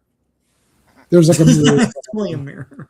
There's a mirror. Well, in he front of has cameras in the back of him, right? Right. Because he is Tony Stark. So us. Iron Man, are you getting all this great footage? He's like, oh, I'm getting I'm it getting all. Cap, I'm getting it all. Ooh, we'll I'm watch it getting tonight all. So send me on a the copy. Avengers like monitor or whatever. Send me a copy. Yeah, I'll hook you up. Oh, The Hellcat. I'm Hellcat. I'm here to kill you. That's from Kung Fu movie. Hellcat. Oh yeah, she still has the toe gloves or whatever at the bottom there. Yeah. This up. Wait a minute. What's going on here? This Like up. each toe has to go into a glove finger. Meanwhile, in the Old West, well, we did some pretty good shit today. We sure did. I want to go into the future. What? That's, Okay, so wait a minute. I don't know what happens because we don't finish this crap tonight because like there's like some assassin that shows up. Does Yeah. he go to the future with them? He I don't will, know. yes. Yeah. Who is that? Two Gun? Two Gun. Yeah. So I mean, this is crazy. Is he going to be in the next one? I didn't read the next ones. Is he going to be in it? Two Gun? Yeah. Yeah, he's going to be sticking around for a little while. Yeah, I he's an can't believe Avenger. Yeah, Yeah. that's awesome, eh? This is the goddamn best. Like I'm so super pumped up. I can't believe it. It's like I'm gonna go to the future. I was like, yeah, go to the future, buddy. Yeah, who Like- plays the Two Gun Kid in the movie? Like, Man, you know, I'm telling you, oh man, I would do a badass Western movies with these characters. I'll take any of them. I don't care which one it is. Like, give me any of these guys. It'll be the most badass. He'll blow away everybody, and it's going to be like destroying these bad guys. There's not going to be he'll appear in the next movie. They're all going to get shot in the face, and it's going to. And people are gonna walk out and be like, "Holy shit, that was a badass movie!" And then they're gonna say, "Oh yeah, Marvel Phase whatever, it's trash." They're like, "Finally, this is the real Marvel." I was like, "That's right." I'm telling you, give me any of these cowboy guys. It's like I'll turn anybody around because I actually want things to be awesome. And then I'd love to do a press conference. And they're like, "Oh, what are you gonna do with Two Gun Kid?" I was like, "Well, he's gonna shoot bad guys and like have like like good looking Western women around him or something." "Oh, do you think that's gonna be weird?" I was like, "No, no. I'm gonna be that's normal." And it's like, "Well, are you gonna have any representation?" I was like, "Yeah, sure." He's gonna shoot a lot of other. He's gonna shoot everybody. If there's natives, he's gonna shoot them too. Oh, but that's terrible. It's like, well, if they're doing bad shit, he's gonna shoot them. That's it. If he were in modern day, I would do it like Fall Guy-ish type of like that look. know, Oh yeah. And I'd have some sort of song in the beginning too. Yeah. Hawkeye stays in the past. Brilliant writing, directing, performances. We're talking about that other movie, Two Gun. Oh my god, I love Hawkeye. Two Gun Kid is awesome. Serpico, yeah, Serpico. That's right. Yeah, but Serpico is a ratting out his boys.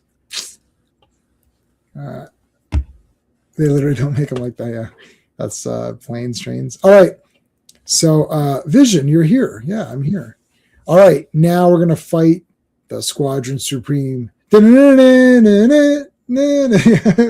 Hellcat's gonna fight them? Like, she's a nobody. Well, She's the right in the only way- front, too. yeah, She has a costume now, though, Sean.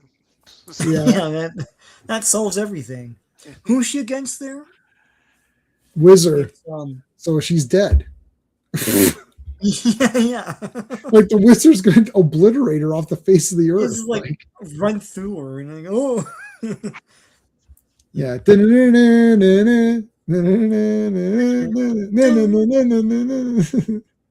I mean, this is exactly it. It's like, okay. Yeah. Meantime, this guy, I'm going to press a button. They're all going to the dimension of the Squadron Supreme. So they're being sucked into the other dimension. Yeah. So that'll continue in not this comic. Wait a minute. I know. feel gypped. So you can't say gypped anymore. I forgot about that. Yeah, so gypped. You can't say it. It's saying gypped is terrible. Like gypped is definitely off. If you're thinking of saying gypped, don't even bother. All right, so Phantom Outsider popped in days before this stream. Or I don't know when he popped in, but he popped in saying, heads up, issues 145 and 146 canonically take place after 149. They were supposed to be an Avengers Giant number 5, but instead they got reprinted in annual numero number 1. So that's what in the business we call pulling an image. No, Image wasn't around. But this is so when Image Comics kept effing up with their thing and whatever, they said it happened in comics, it happened in Marvel. So how do you like that shit? If Marvel can F up stuff, so can we. Yeah, Spawn. It was 21-22 or something like that. And they're all like that. Yeah. Brigade. They were trying to do like the future is now. So Brigade issue 20. Yeah, the 25 thing. Yeah. Yeah. No, but I'm talking about Tom McFarlane purposefully did that. He skipped 21-22, and he said it was to do something against Diamond or so. I don't know. Whatever. In other words, it's a lie. Yeah. I love 21. Eventually, they got published. Look, I love Tom McFarlane. Yeah, no, I love Todd McFarlane. I love Image Comics. I love it. I love it all. Love it all. It's like, but listen, when you're lying, you're lying. I'm not an idiot. Like, just say we effed up. Right. Yeah. Havoc is here. How's it going? At times, the comic Hellcat. Somehow, I think it was telekinesis or something. Or is that what? I don't know. Did she have that power? Is this looks like the Black Knight or whatever costume or something, but he's got chainmail, yeah. At first I thought this was like a mustache. It's like, okay, I don't think so. I think it's just his mouth hole. What the hell happened to the chat? It got all messed up on my end. Okay, hold on. Shooter it's just around. Okay, so we're back to normal now. That was weird. All right, before we do the final issue of tonight, remind everybody to please hit like on this stream wherever you're watching it. We are streaming this on all of our channels at the same time, so you might be watching from someone else's channel. If you are, make sure you go and subscribe to the other people on this panel. It's important to build up as much of a community as we can. Half the point of these live streams is to interact with people and have fun looking at comics. I could read this on my own and not even have a channel. So what's the point of the channel if not to have everyone together to share the comics and read them together as though we were friends in real life reading comics? That's the whole point. So in order to make that better, make sure you're subscribed to everybody, and we would appreciate it. Yeah, pretty cool cover. That is a cool cover. Okay, Classic Comics, what have you got going on in the next little bit? So tomorrow I'll be doing another Trek Talk. I'll be taking a look at the original series episode Patterns of Force.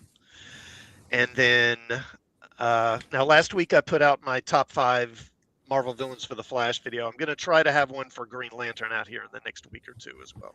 Nice. Which one was Patterns of Force again? That's the Yahtzee planet.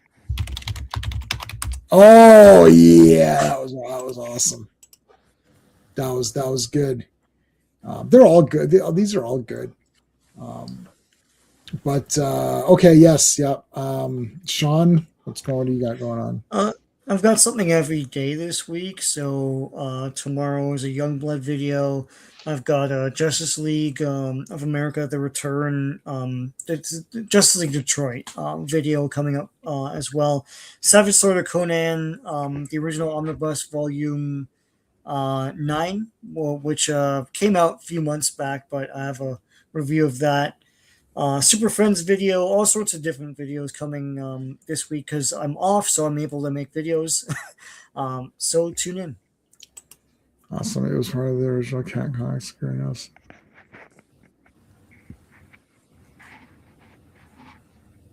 Okay.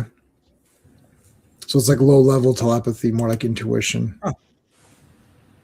She's got training, yeah. What surprised me the most on Fantastic Four is how bloody awesome that was and how awesome it remained after Jack Kirby left. I thought it would be a hard decline. We took I'll get to Avengers in a second. We took a break from Fantastic Four because Clobby wanted to do the Kirby issues, and then it wasn't clear if he wanted to continue. He would have continued. He would have continued doing it with us because he just wanted to hang out. Half of the point of Clobby's thing was like he wanted to just talk. Like we could have just talked off camera forever. We could talk before. If he didn't have another stream right after, we would just be talking anyways. So the whole point was to share comics that we like with people and get their opinions and do that. But so what surprised me about Fantastic Four was how good it remained after Jack Kirby left. I thought it was still awesome, and I'm really liking it now, and it's my favorite. Avengers. What surprised me was how often they changed up the roster and how many random people came in. Like that Swordsman Mantis. Like there's literally, we talked about this before. There's literally people who could have started with Swordsman and Mantis and be like, shit, that's the Avengers. Like, you ain't seen nothing yet. Yeah, well, so it's so clear because I never read these. You know what I have read Avengers comics. I kind of lied by accident. I lied because I forgot. After Heroes Reborn or Return or whatever it was, there was an Avengers comic. It was just called Avengers, and it was like a newer one. So whatever came after that, I had the first 30 something issues of that, and I was getting that and Thor restarted, Captain America restarted, and I was getting all three of those comics. And I thought they were pretty cool. I don't know who was writing them or what it was, but those comics were totally the Avengers that what you think of, like Thor, Iron Man, Cap, whatever, right? Yeah. But these ones started out with who you thought, and then quickly, I was surprised how quickly it changed to other characters. And the thing is, I always loved West Coast Avengers, and just because I thought they were quirky. And my thing with Avengers was that I felt like each of those characters were solo characters. It's like Justice League. I like Justice League and I like Avengers, but I never loved either team because it's made up of individual characters where I like those guys on their own better than in a team. But because they've changed the roster around so many times, it's been more interesting. Like I'm liking this version. And if Two Gun Kid is staying on, hell yeah. So that surprised me that it is kind of neat this way. And also it surprised me that I didn't think it was as good as Fantastic Four until we're getting into these issues now. I think these have been better. The first ones were okay, but I think Fantastic Four was for sure the best. So there you go. What about you? What about you guys? What surprised me the most? Anything surprised you about going through these this way? Well, I know you read some of this before, so yeah, I knew about the winding, the massive turnover constantly of Avengers. So I don't know. I always liked it because you get a tour of the Marvel universe and what they're doing. But as a team, like you said, team versus group before. it's a group because I mean they don't really get a chance to gel as a team before some other dude leaves and then other people come in. But yeah. Yeah. Classic Comics. I know you started like around this time, but what did you think about leading up to this? Well, I do have some stuff leading up to this. Honestly, I'd say the thing that surprised me the most is that the Englehart era overall, I think it was better in my mind than it's been. It's been kind of underwhelming. Right. It's Yeah. not bad, but yeah, there's been I think too many issues where I'm like, what is going on? What the- Right. Yeah. Yeah, why like is Thor so depowered? Yeah.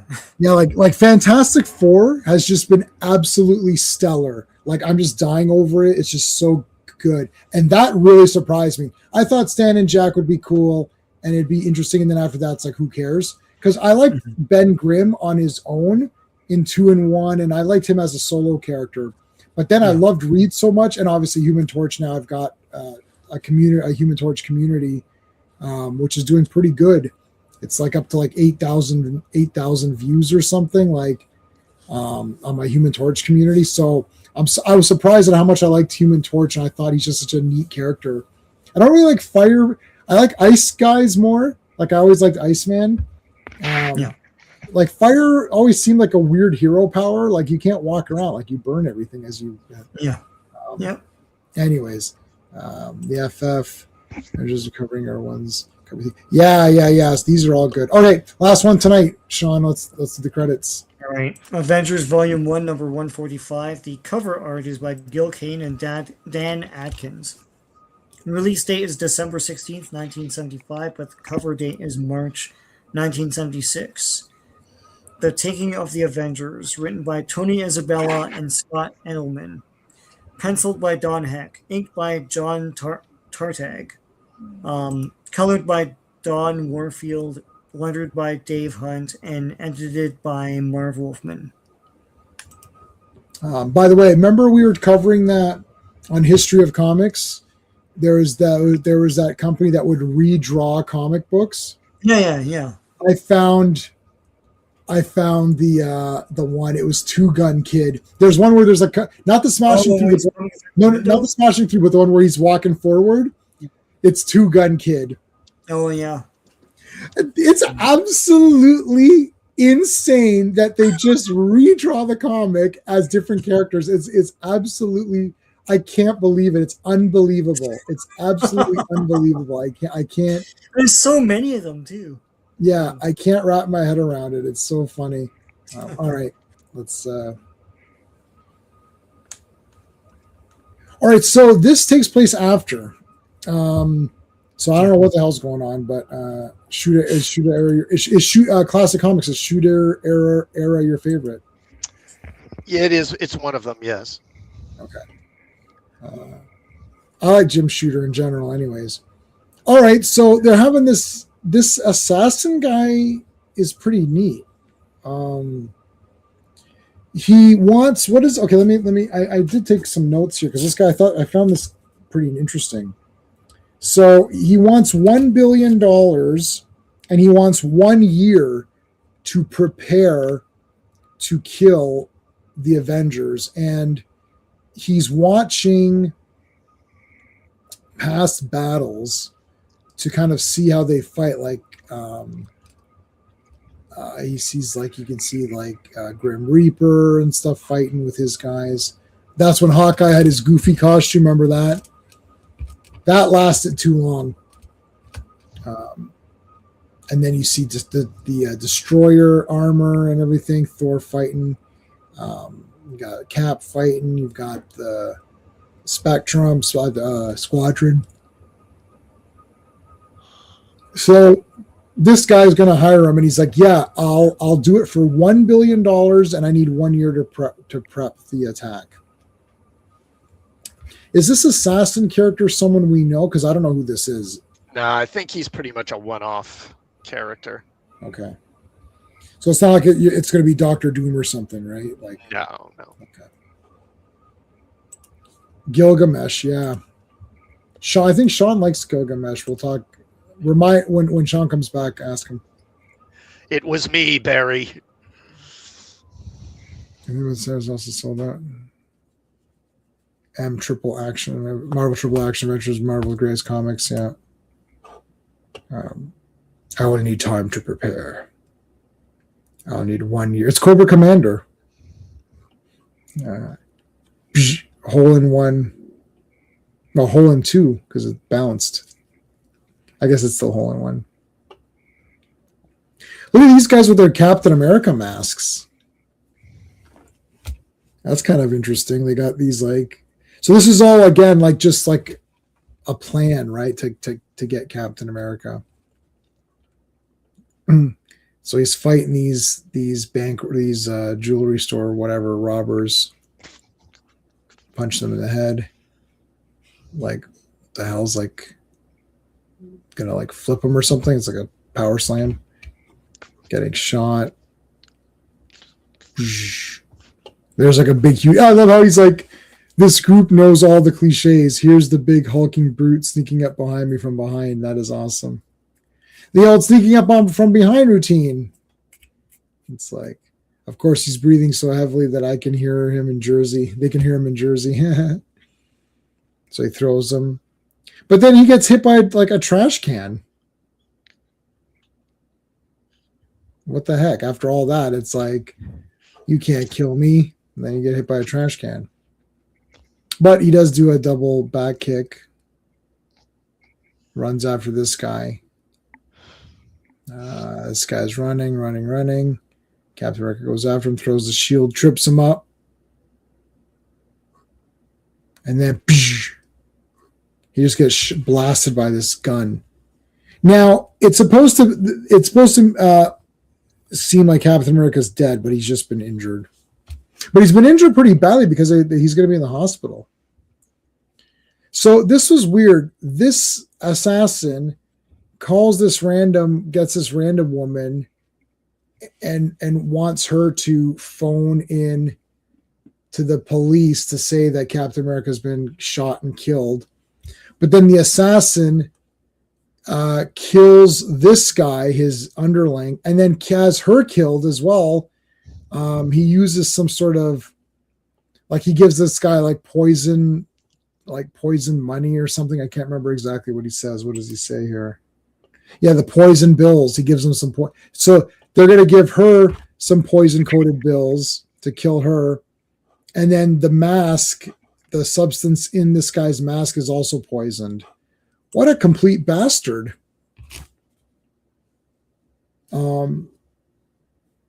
That's crazy. Yeah, I'm not a big fan of Engelhart. Then again, it's largely because he treated Quicksilver like dirt. Yeah.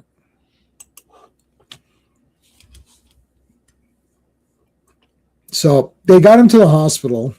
Iron Man still has his nose. Here's another surprise. That this nose has lasted this long. Like this is over a year, I'm sure. I'm sure this is over a year of comics with the nose. Yeah. Like that's a long time for him to look weird. The funny thing is like, it's like if you buy these, like that's what you get, right? But like I'm sort of, it's getting to the point where I'm kind of used to the nose. Like it's not like when I first thought it was bothering me. Now it's not bothering me anymore. I'm just kind of used to it. The nose that runs, yeah.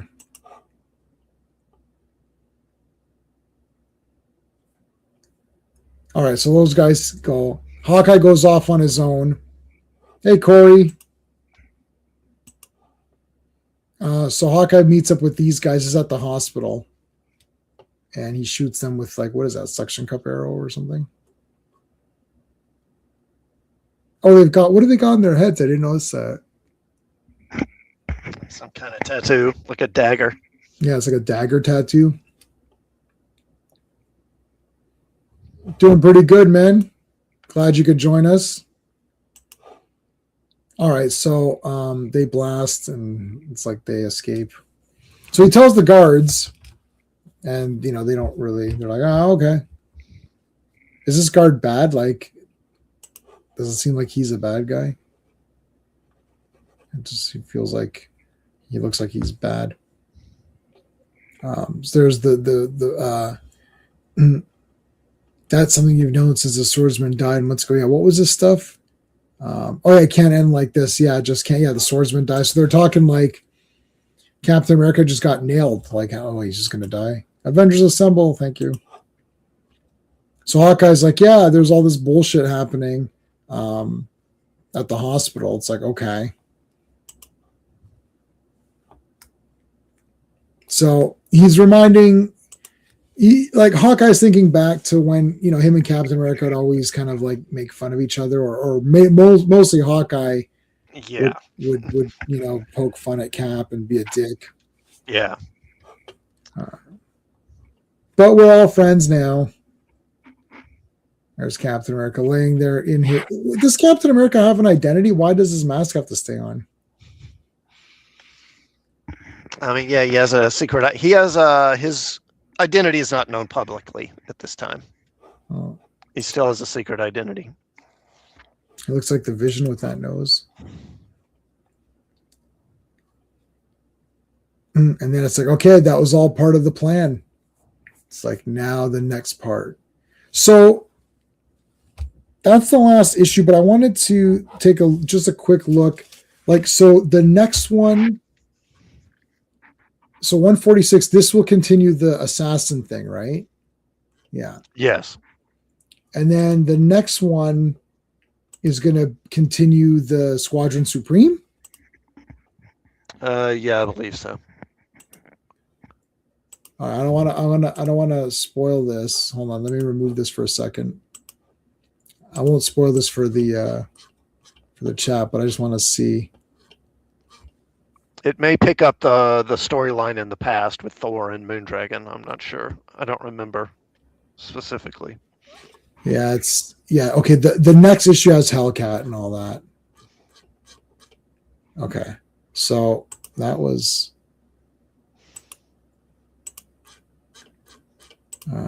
So that was about here. Okay, so where are we at? I just want to reset. Okay, so yeah, that'll continue it up. That'll continue it up for the next one. So that's going to be weird. So the next one's 158, 159, 160, 160. No, sorry, that's not the next ones. The next ones are 146. 46, 47, 48, 49. Yeah. Okay. So we're still doing that in order. I wanted to mention, did anybody watch, did you watch Selling Superman Classic? No, I haven't seen it. Do you know have you heard of it? I think I've heard the title. Yeah. That's where this guy, his dad, this guy's dad was a hoarder, except he was a hoarder of comics. Uh-huh. So he has 150 copies of Star Wars #1. He had 150 copies of Strange Tales or whatever, the first Doctor Strange. He had the next week's, yeah. And he has Batman #1, Superman #1. Too depressing. I finished it. So he has Superman #1, Batman #1, the first Wonder Woman, the first Wally West, the first what's his face, Green Lantern, Hal Jordan. He has and not just the first Superman. He has every Superman comic from 1 to 423 or whatever it was. He hoarded, and he had 10 copies of Giant Size X-Men #1, and they're all pristine. He just amassed. He had over 300,000 comic books, and wow. they're all pristine condition. So it's crazy. And he died. The thing is, he was a terrible father. His wife ended up divorcing him, and when she divorced him, she didn't even want any of the comics. She's like, I don't want any of the comics. I just, turns out that he was undiagnosed and he had Asperger's or something, or he had some or a combination of things. Mhm. So they didn't know. Nobody. They just thought, oh, this guy's a total dick and doesn't care. He had two sons. The sons were not allowed to see the comics or touch them or anything, and nobody knew about it. He just had vaults of it. But dude, it's crazy. Like he has everything you can think of. Spider-Man 1, Fantastic Four 1, Avengers 1, X-Men 1, like all of it. First Wonder Woman, like everything. Wow. Like he had everything. Like it's probably like 10, 15 million. He had Superman 1 was a 7.0. Batman #1 was an 8. But yeah, like Brother Voodoo, like I guess that's a big guy. Ghost Rider #1, he had like, I don't know, like 40, 50 copies of Ghost Rider #1. Like he was going and just buying mass bulk of them when they were coming out, and he just kept amassing it. And he thought, oh, Ghost Rider #1, that might be worth something. Maybe I'll buy 50 of those. Like, so now they're like, what the hell are we going to do with this? Like, how would you even begin? Like, you might think, yeah, this is a dream come true, right? But how would you like? So you walk in, and there's like massive rooms filled to the ceiling of comics. You don't know what they are. And as you start opening them, you're like, holy shit, Batman #1, like Superman #1, you know, like Flash, the Silver Age, like the first appearance of Barry Allen, like, and there's like a bunch of, and you're like, what do you even do? Like it's like, oh, I'll just keep them. Keep them where? Like where are you gonna? What are you gonna die? So Right. the guy, I don't even know what to do. Like, so he got some friends involved, and they're just like you'd have to pay. Like who's gonna come there and just catalog it? Yeah. Right? Yeah, Like, it's a massive task. It sounds like. yeah. Did you hear any of what I was saying, Sean, or no? No, what happened? Did you watch Selling Superman? No. I know of it. Yeah, no, I think we talked about it a long time ago. Yeah. So yeah, it's like this guy had like a super collection, and they're trying to sell it off and stuff. And Yeah, but like it's not like he has 150 copies of the first appearance of Doctor Strange. He has 150 of Star Wars #1, like pristine. why? He has How? He has 10 giant size X-Men 1s. He has Batman 1, Superman 1, the first Wonder Woman appearance, the first Wally West, the first Green Lantern, Spider-Man 1, Fantastic Four #1, Avengers #1, X-Men #1, and not just #1. Like he has Superman 1 to 423, all of it. Right. He was a super collector, but he was buying multiples off Yes. the rack, no? Yes. Yeah, that's Yeah. what it was. Yeah. Yeah. So Brother Voodoo, they had like 100 copies of like Brother Voodoo, like first. Yeah. He goes, each one of these is 10,000. So they don't know what to do. Dude, they don't know what to do. The guys, I seriously doubt you'll get 10,000 for Brother Voodoo. But yeah, I don't know. Yeah. Well, they were on there. Is it Brother? It's, I don't know, but like the guy, so they're going to cons and getting prices on things, and guys were paying that. But the thing is, you could say, "Oh, this is awesome." Where are you going to store it? People can steal that. Like, Yeah. so. But hold on, it's 3 parts. It's almost 4 hours. It's like 45 minutes each episode. I watched it all. Yeah. Then all of a sudden, episode 3 or 4, they're like, oh yeah, we forgot to tell you. He also bought action figures, like every Star Wars figure in the package, like pristine. In the package? Yeah. Yeah, Oh gosh. Yeah. Like, so they're like, so literally they're like, what are you supposed to do? Like, because you can't even catalog it. Well, the problem is you can have it appraised and then go through an auction, but the problem is the fees for those are a lot. So it's I don't know how they organize all that stuff. He but, did you know, Heritage if you auction. went to Harrods is going to send you an appraiser, right? Yeah, no, he went to Heritage, but the thing is, like the auction house can't take it either. It was over 300,000 comics. Oh, Like yeah. they can't even take it. Yeah. Yeah. No, that's not what happened, Phil. They didn't hate the comics. That's not what it was at all, Phil. You need to watch a documentary. You're just flat out wrong. That's not it. The father was a terrible father, didn't care. He was a hoarder. All he cared about was his comics, didn't share them with the family. Mhm. He didn't like it, but it turns out that he was undiagnosed. They had Asperger's or whatever, and he had Okay. something. Yeah. They didn't know. The wife Yeah. divorced him and didn't want the comics. She literally put in the thing, I don't want the comics.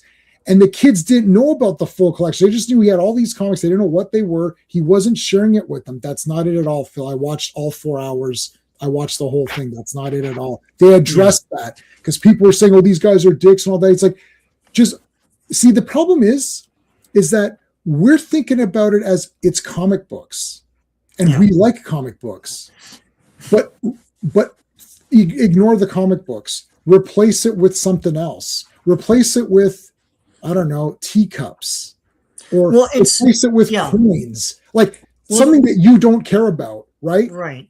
So let's say your dad is a complete garbage father your whole life, didn't care about you or whatever, and then you inherit all these coins. You're like, well, I don't care about these coins. What am I supposed to do with them, right? And it's like you sell them, right? Like some people are saying you shouldn't sell Superman #1. You should just keep that. It's like sell the other stuff. Like it's like the guy's like, yeah. Now he did like comics. The guy did like comics, but his father never shared them. They didn't hate the comics before. I mean, they hated them.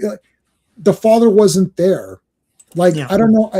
It's like I don't know who my father is at all. So if all of a sudden he shows up and there's all these comics and he's like, oh, here, Jay, I was like, well, that's great, but where were you? Like you were never here, and my mom had to work several jobs, and 6 of us lived in a 3-bedroom apartment, so could have used your help. It's great that we have it now, right? And that's fine. And that happens to be comics, which I love. But let's say it was something I didn't love, like it was, as I said, coins or something. I'm like, well, what am I supposed to do with this? It's not, they didn't hate the comics. They didn't even know about it. You should watch it. I'm not defending the people. I'm just saying that's the story. Yeah. Like, it wasn't like he was this great man and he left this big legacy. Like, it wasn't like that. Yeah.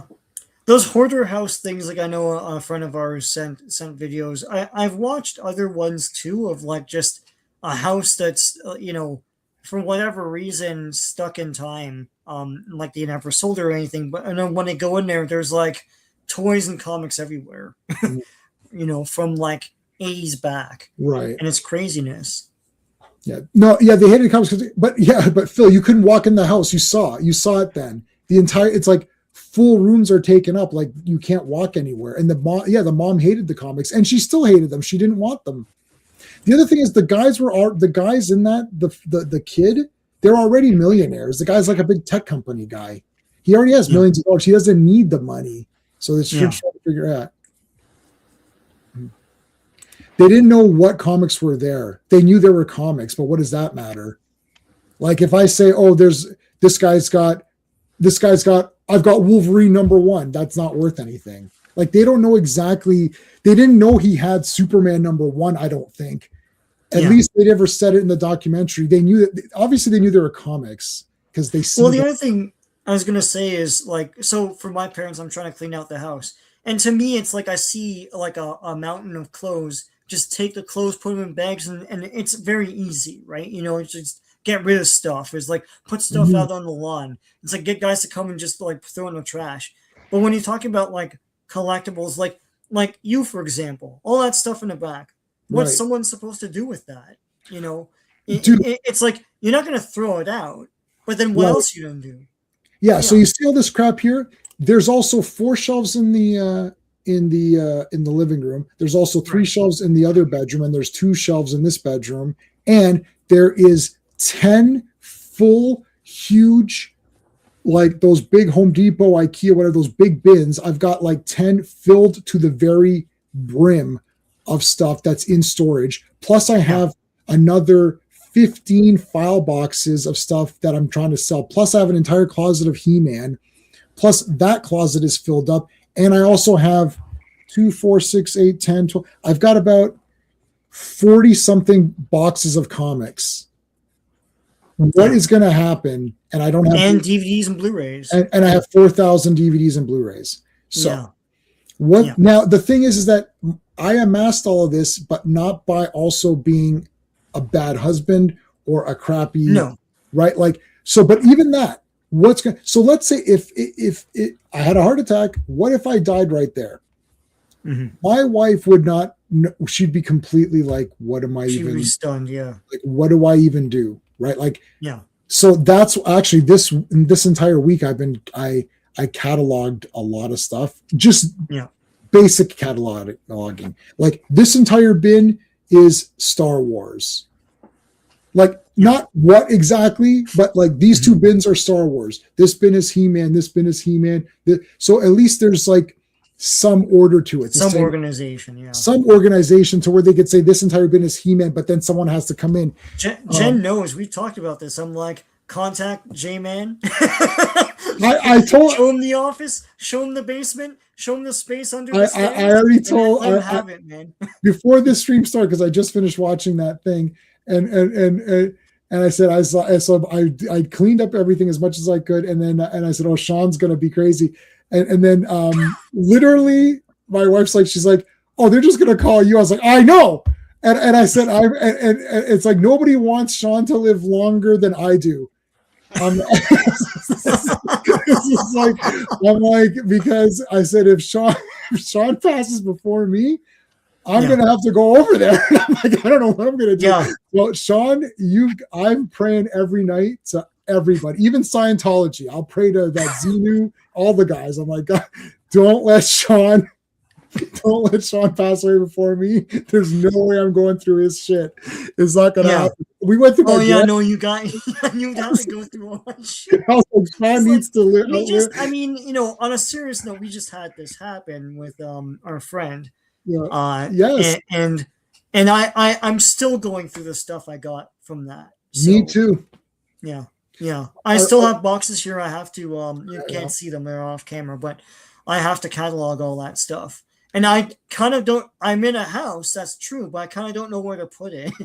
So, like, you run out of space because you want a living space too, right? Yeah, No, I'm not judging. I don't care about the people. I don't care about the people in the documentary. Like, I know Phil saying he hated it.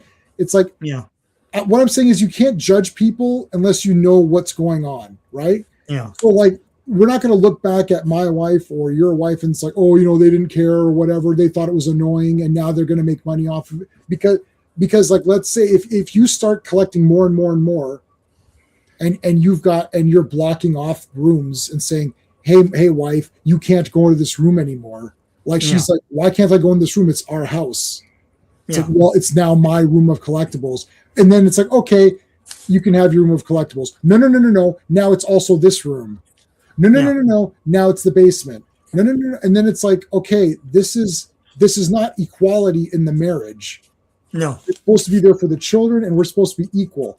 It's not like she has a collection, right? So the thing is like, if it starts to get out of hand, it's hard to go back and judge people and say, well, they were being assholes, right? It's like, you don't know what the situation is.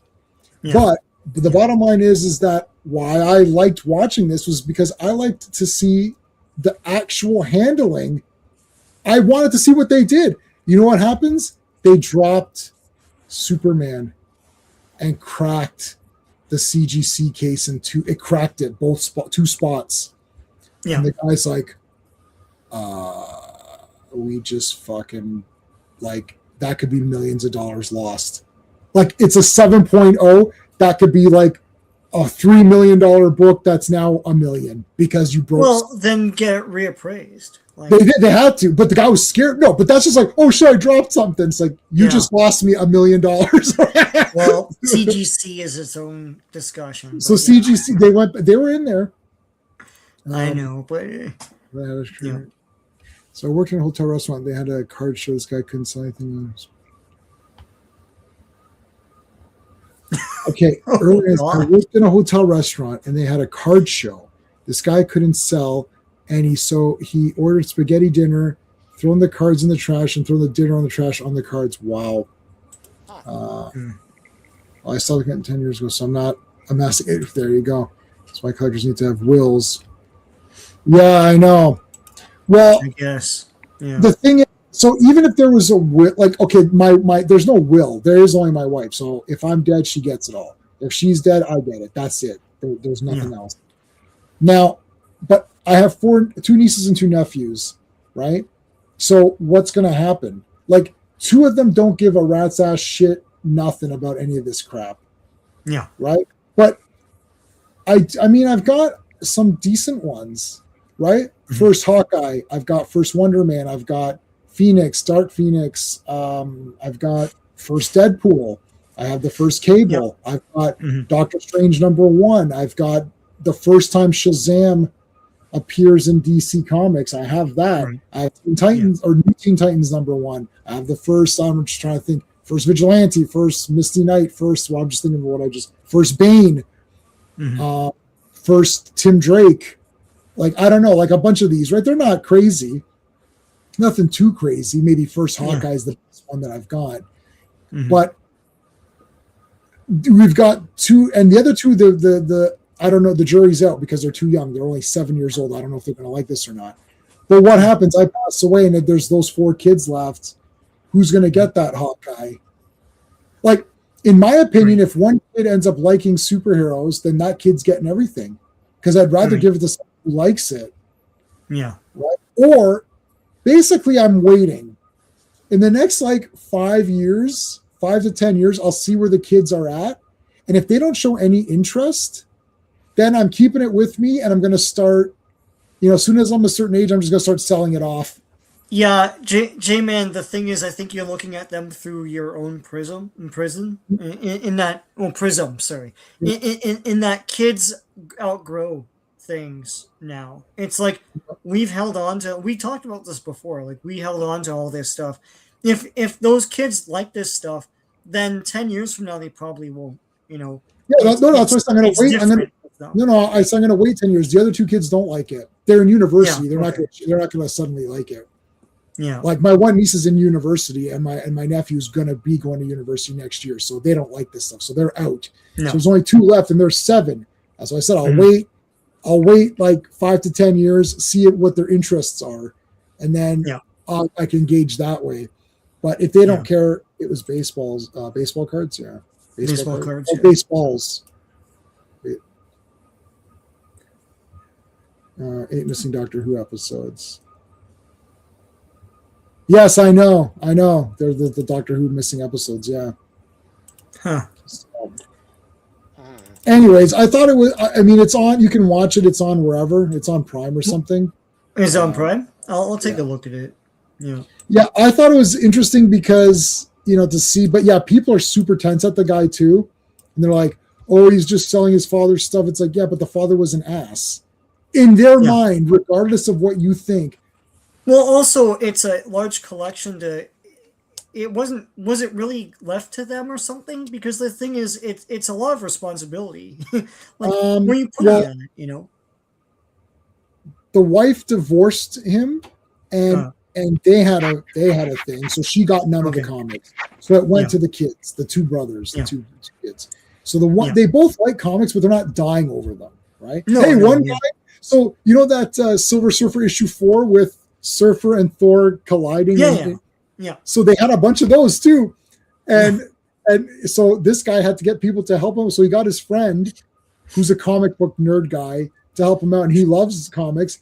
So he gave him that, and the comic book nerd guy said he's like, you understand though that I am against CGC, and he's like, you can give me this. He gave him like a 9, a 9.0 Silver Surfer. He's like, I'm gonna break the case and put it and take it out. He goes, I'll put it in a nice bag and board a better one. And it's going in my comic box right after Silver Surfer issue 3. Like, he's like, I'm putting it in there. And the guy's like, yeah, whatever. And then one of the guys was helping him out. He gave him a first appearance. He gave him a second appearance Wolverine 181. Yeah. He gave him a Hulk 181 for his birth. Like, for his like, that's crazy. Yeah. He's like, like he gave that as a gift because it's like he's like, I've got a lot of he's got like 10, I'm just giving them out. he's got like I've got like 10 9.8s holiday of cards. Wolverine. Like, what do I care, right? No, but what, like, yeah, like just think of the astronomical, like you gotta watch. I don't care about my wife didn't watch the documentary. It was on in her presence. She's like, I don't care about this family drama. I was like, yeah, I don't care about the family drama either. It's 4 hours. It's 3 hours and a half. It probably could have been 2 hours if you cut out all the stupid family drama. Mm-hmm. But what I liked seeing was talking to vendors and saying, what can I do with this? And vendors coming in saying, okay, give me like 5 to 10 boxes at a time, and I'll try to sell these. And then, you go to CGC, it's like, hey, like I can't pay you 4% or, whatever they're charging. So that Superman comic, there is only there's the 9.0 that we just saw. There's a couple of 8s and a couple of 7s, and this guy's got one of the 7s. That's it. Yeah.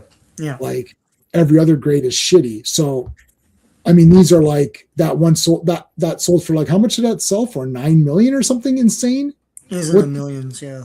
That Superman #1, it just happened. Superman #1 is not that rare. I think that's the problem I have with that. Like, it sounds like it should be, but it's not.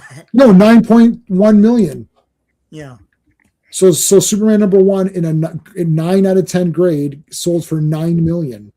Yeah. So this guy's got a 7. So let's say it's like 4 million, right? So he's like, he's got that, but like, and he's got Batman as well. Batman 8.0. So again, what are you going to do with these? Like, okay, I'll just keep them, I guess. But like, okay, but even just selling them. So you get, where are you going to take that? So you take that to the auction. Now to CGC graded, it's 4% or something.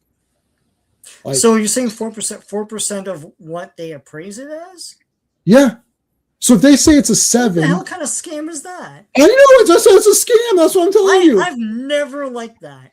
So basically, it's going to cost you 40 grand. You're going to pay CGC 40 grand, right? Yeah. If it's 4 million or whatever, that's crazy. Am I wrong, Chad? That's what it said in this documentary.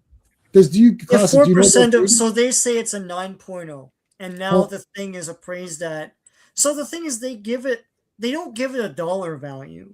No, they give it the 9 or whatever the rate. Right. So they give it 9. Let's say, so this one got 7. So they give it a 7, and they're like, okay, well, a 7.0 sold for whatever million, and then we're going to charge you that 4% of that for the grading process. I mean, that's effing insane. F that. Hold on. Then why send anything to them? You have no idea how much you're going to pay them. Right. God. Yeah, see? Okay. This is AI saying it, but cost significantly, it goes by tier. So fair market, it's a percentage of fair market value, which is, what does that mean? Right? Like, so, okay, so maybe it's like whatever the charge is, there's a certain set charge, and then it's percentage. Yeah, what's fair market value mean? Right? Like, oh yeah, we think this is worth whatever. Psst. So what did the auction people say? So the auction people, okay, hey GT, how's it going? He'll explain it. Hey GT. And then Sean can resell it, I know. Heritage Auctions did a few weird. You got to watch. There's a guy. I don't want to promote the channel. I really like this channel a lot. But there's one called there's like scams on video games. Okay. Did you watch that show? I remember this now. Yeah. I've literally watched the 2 or 3 videos like 4 or 5 times because I just love it so much. Check out video game. So go on YouTube and look up video game grading scams or something with Heritage and all that. You'll see. I'm not going to promote anyone's channel because I don't know this person. But I personally really enjoy his channel. But you might not. So anyways, but watch his coverage of that. But anyways, so they took Batman 1 to the auction. He got 1.1 million for it on auction. And I don't know what Heritage takes. They definitely take their fees. Yeah. So it's crazy. But anyways, what No, do you but do? my thing about Options. the auction, they take a percentage of what you sold it for. No, That's right. yeah, to me that makes more sense.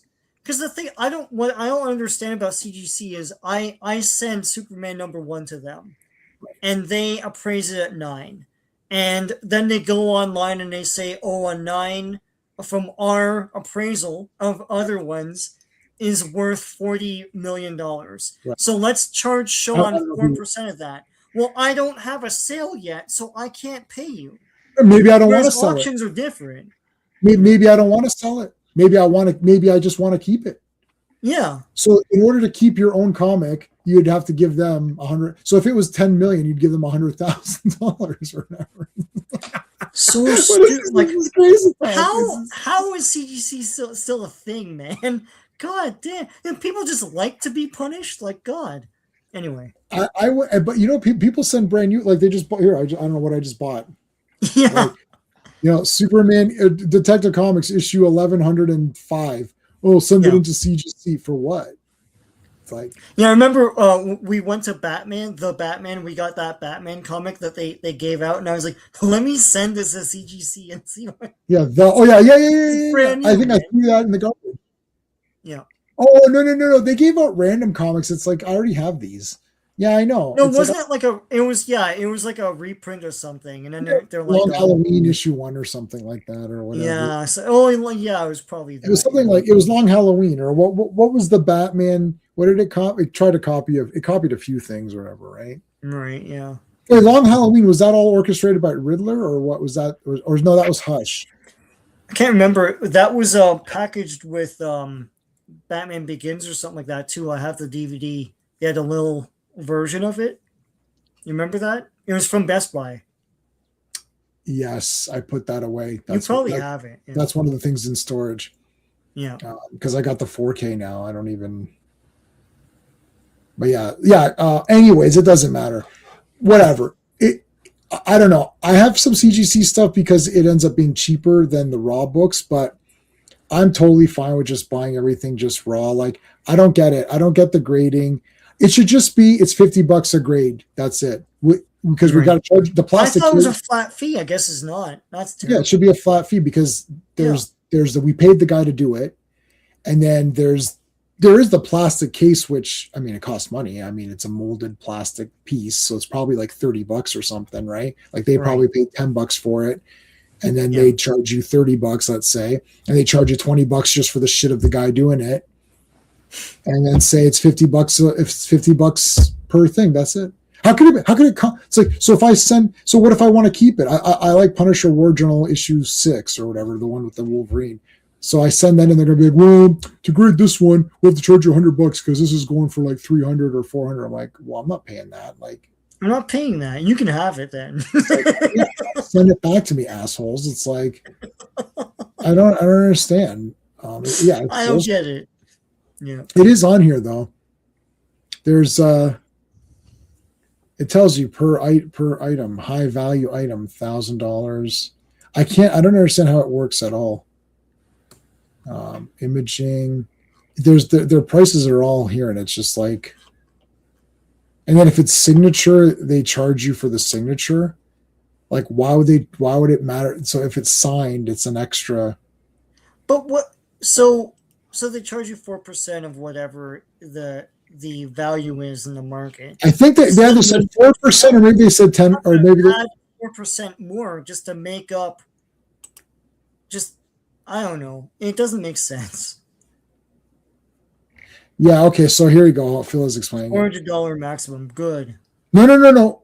Read on. Modern comics. Right. Yeah. It's only older comics with potential for high values they charge 4% on. I'll forget. Then don't do it. $400. You think no one's gonna buy my raw comic? Oh, I don't need your CGC shit. Yeah, because you're talking about it would be cheaper to do the 4% unless 400, because what is that? 400 is what, 4% of 10,000? Right. So, I mean, how many modern comics are going to sell for $10,000? I mean, come on. Nothing. What? what's modern. That's the thing, right? Well, that too. But I mean, nothing. I don't think anything after the 70s is going to sell for 10 grand, more than likely. And even in the 70s, not many. Maybe some early X-Men stuff. You know, maybe some early Right. Batman, some early Spider-Man. That's probably about it. My thing is, let's say it's 400. Yeah, but when I go to a show, that's my budget for the show. So Mhm. like I'll take 400 cash with me. So now I have to give that up to have one comic graded. What are you effing crazy? I could buy like a bunch of comics for that. Like Right. I've walked away from shows. I mean, I've gone to the quarter bins back in the day. I went to like 25-cent bins, and I walked away, with like 100 comics. Right? I was taking short boxes home. Right? Yeah. So $400 in my pocket back in those days, like when I would go back in the old days, like the first comic convention I ever went to, I had $20 in my pocket. I walked away with Punisher, that the War Journal issue, the Spider-Man versus Wolverine issue, right? Like, I mean, $400 now, that's like adult money that I take now, right? Mhm. Like when I go to when I went to the Transformers, the last one, you weren't there, Sean, when I went to the Transformers one and I got Scorponok. That was $280 for Scorponok, and that's like the best toy that was ever made. So for $280, I can buy the best toy ever made, Scorponok, or I could pay some loser some portion of money to touch my comic and put it in a plastic thing. Like, is outrageous. I mean, that's outrageous. Like, and then the second best toy. I don't know how that bubble hasn't burst. Yeah, they charge. Yeah, is the max. But I'm saying let's go with the maximum. Like, I don't care. Like, let's say it's the maximum. Like the comic is worth 10 grand or whatever it is. This comic is worth 10 grand. Well, it's going to cost you $400. Yeah, but why? Yeah. It's worth 10,000. Yeah, but I don't want to sell it. I want to keep it. Yeah, groceries or have you appraise my thing. Like, it's just outrageous. God. People buy into it though. Yeah. The thought process is that no one's going to buy it, like what you're saying, Sean. You're saying, "Oh, I'll sell it raw," but they're saying, "Well, people don't trust that; they want it graded." Well, then those people are going to have to just. I'm just going to have to. What you mean? They don't trust the grading of it, like fine, very fine, near mint, that kind of thing, right? Yeah. I used to know all that off by heart as a kid. I don't know how. It's like you knew what was fine or very fine just looking at something. And that skill is gone because now it's all like these 9.0, 6.5 things. I actually generally I don't know it and I don't care. Is it intact? Like, is the comic intact? Well, what was the thing you bought? When it was low grade but presented well. Oh yeah, no, first Hawkeye. Yeah. I was there when you bought it. Yeah, and he's like, it's low grade. But you were there for Sean. You were there for both things. Where that guy verbally said it's low grade is better than no grade or whatever. No grade. Yeah. So you were there for that one. That one was Wonder Man first appearance. Wonder Man. That's you were also there for Hawkeye first appearance, where the guy's like, "It's shit, but it's Hawkeye." I was like, "Well, that's it." So for it looked good. Just looking I've got them both over there for $300. If you showed it now, people would be like, "Oh, that's awesome." I would actually go and get it out, but it's literally buried behind that shit. It was. I paid $300 for the first appearance of Hawkeye and the first appearance of Wonder Man combined. Yeah, that's crazy. Right? And they look good. They look good. It looks good to me. I was like, this looks pretty damn good. I have. Some of these prices are crazy. I have the first Phoenix, her jumping out of the thing. Yeah. So I have the first Phoenix, and I saw people selling it at the last show for like $700-800. I'm like, what in the hell happened? Yeah, I know. I mean, nobody liked that Dark Phoenix movie except for me, and that's because Mystique died on screen, and that was great.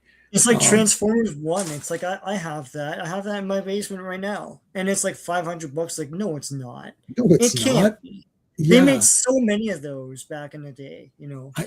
Like, and I've got the first Dark Phoenix, which now is a thing. It's like Yeah. it's just calling it Dark. She's not Phoenix, she's Dark Phoenix. Oh shit, we've had our first appearance. What do you mean the first appearance? Well, it's It's not another even- first. It's not the first appearance of Phoenix either.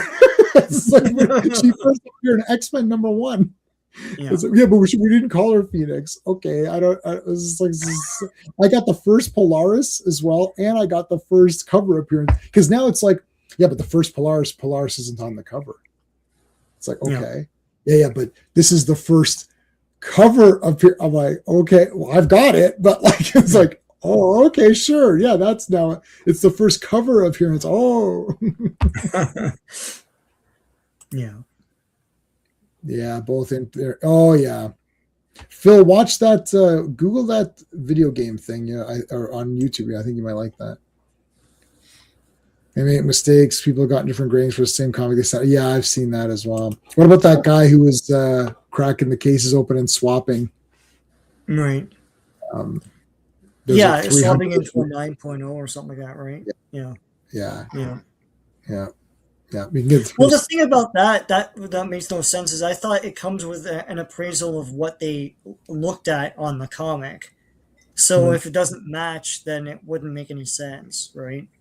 yeah, but some of these ones that are close, you can't tell, right? That's the problem. Right. Talking like with the rental of $40 Epic Collection. First of all, it's not $40. I don't know where you're shopping, but it ain't $40. $100. I know those Epic. Maybe they're cheap in the States. In Canada, they start at 60 and go up. But like he's talking about you could just get the Epic Collection and I know, and the Epic Collection is not $40, is what I'm saying. Oh, The Epic well, in Collection Canada, is like $60. And now, because I missed out on, I have all of West Coast Avengers, but I thought maybe I'll get the Epic Collections because they'll be, I don't want to go pull up the actual comics. I like, I'll have the Epic Collections. I Yeah. like those. They're nice. Yeah.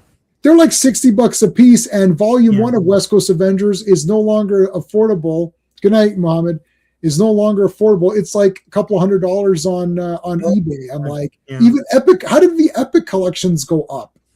I don't know. Yeah, I noticed that too. Like with Star Wars, now it's too late to get some of them. Yeah. So it's like a reprint now. You know what else pissed me? I'll say this when we're going to finish tonight.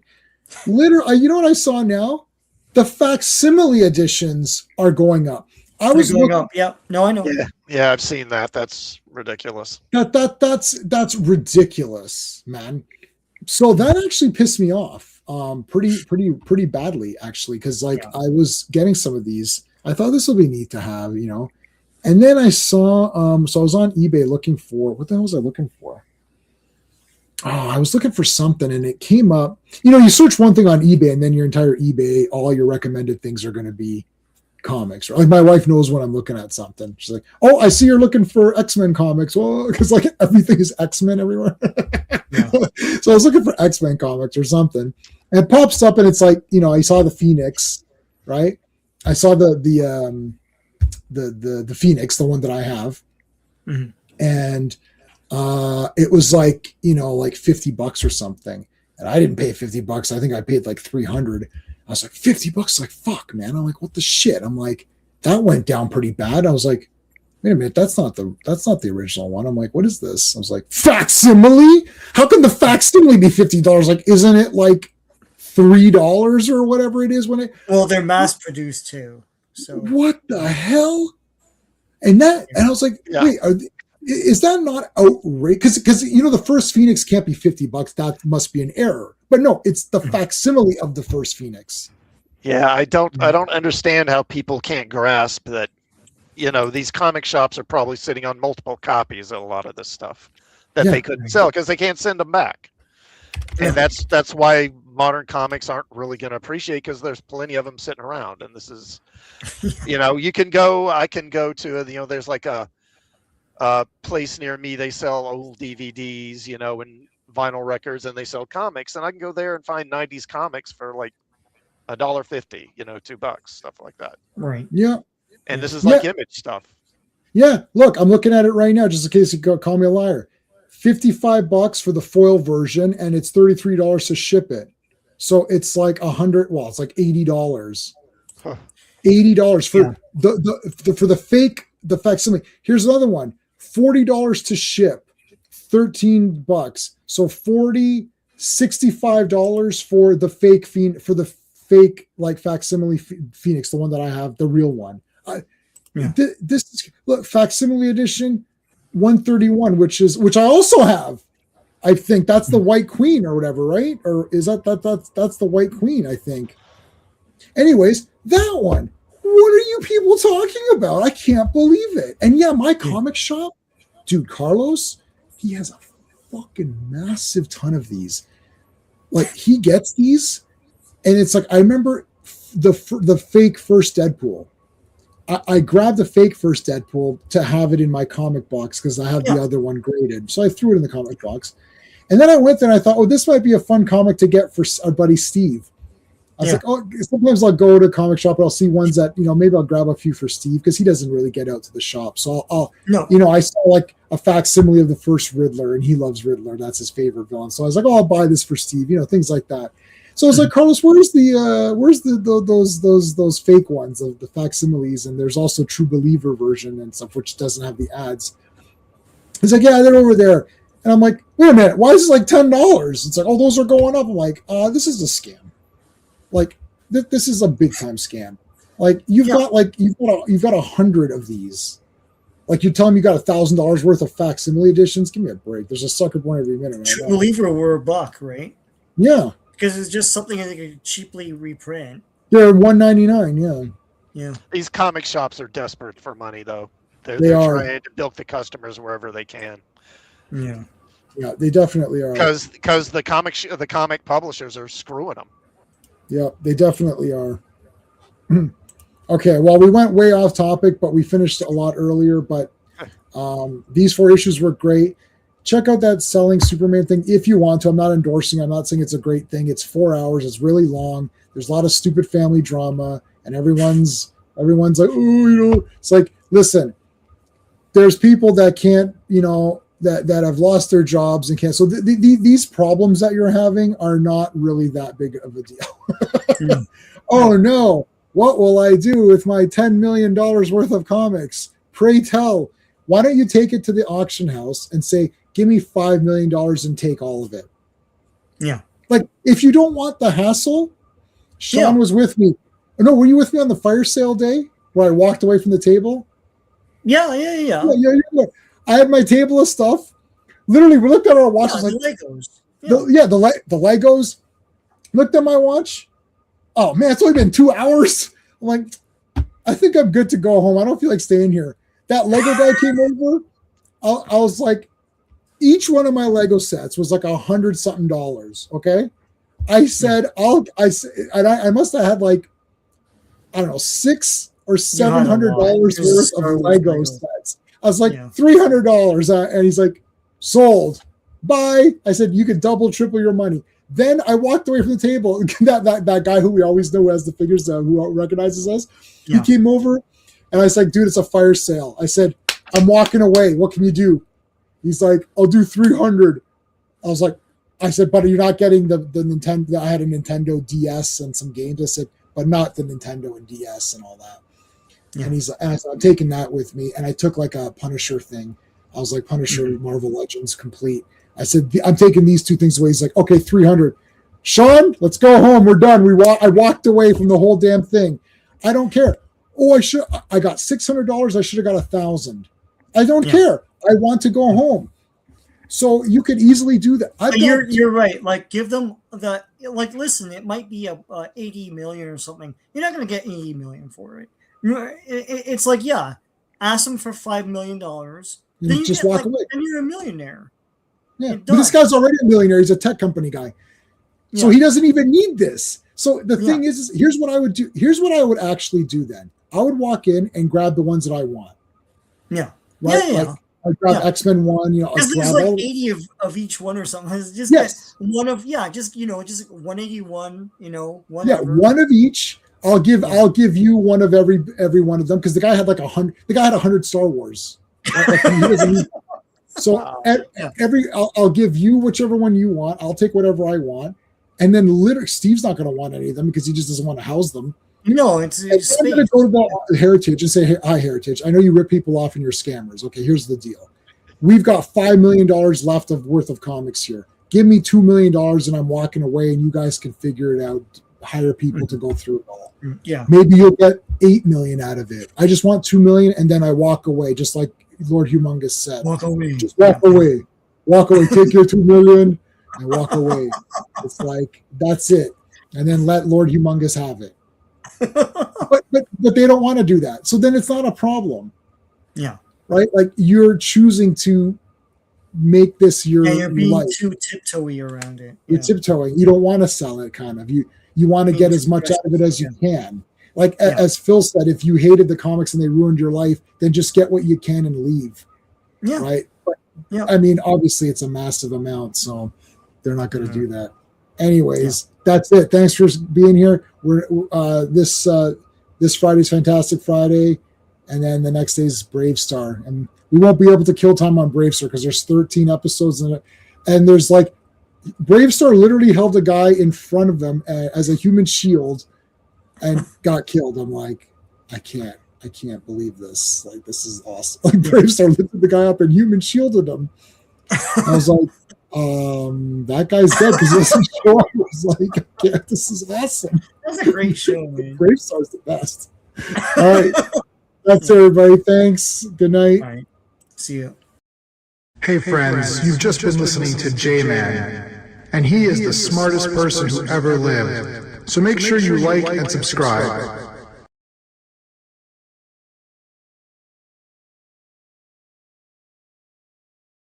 Happy New Year, everybody. Take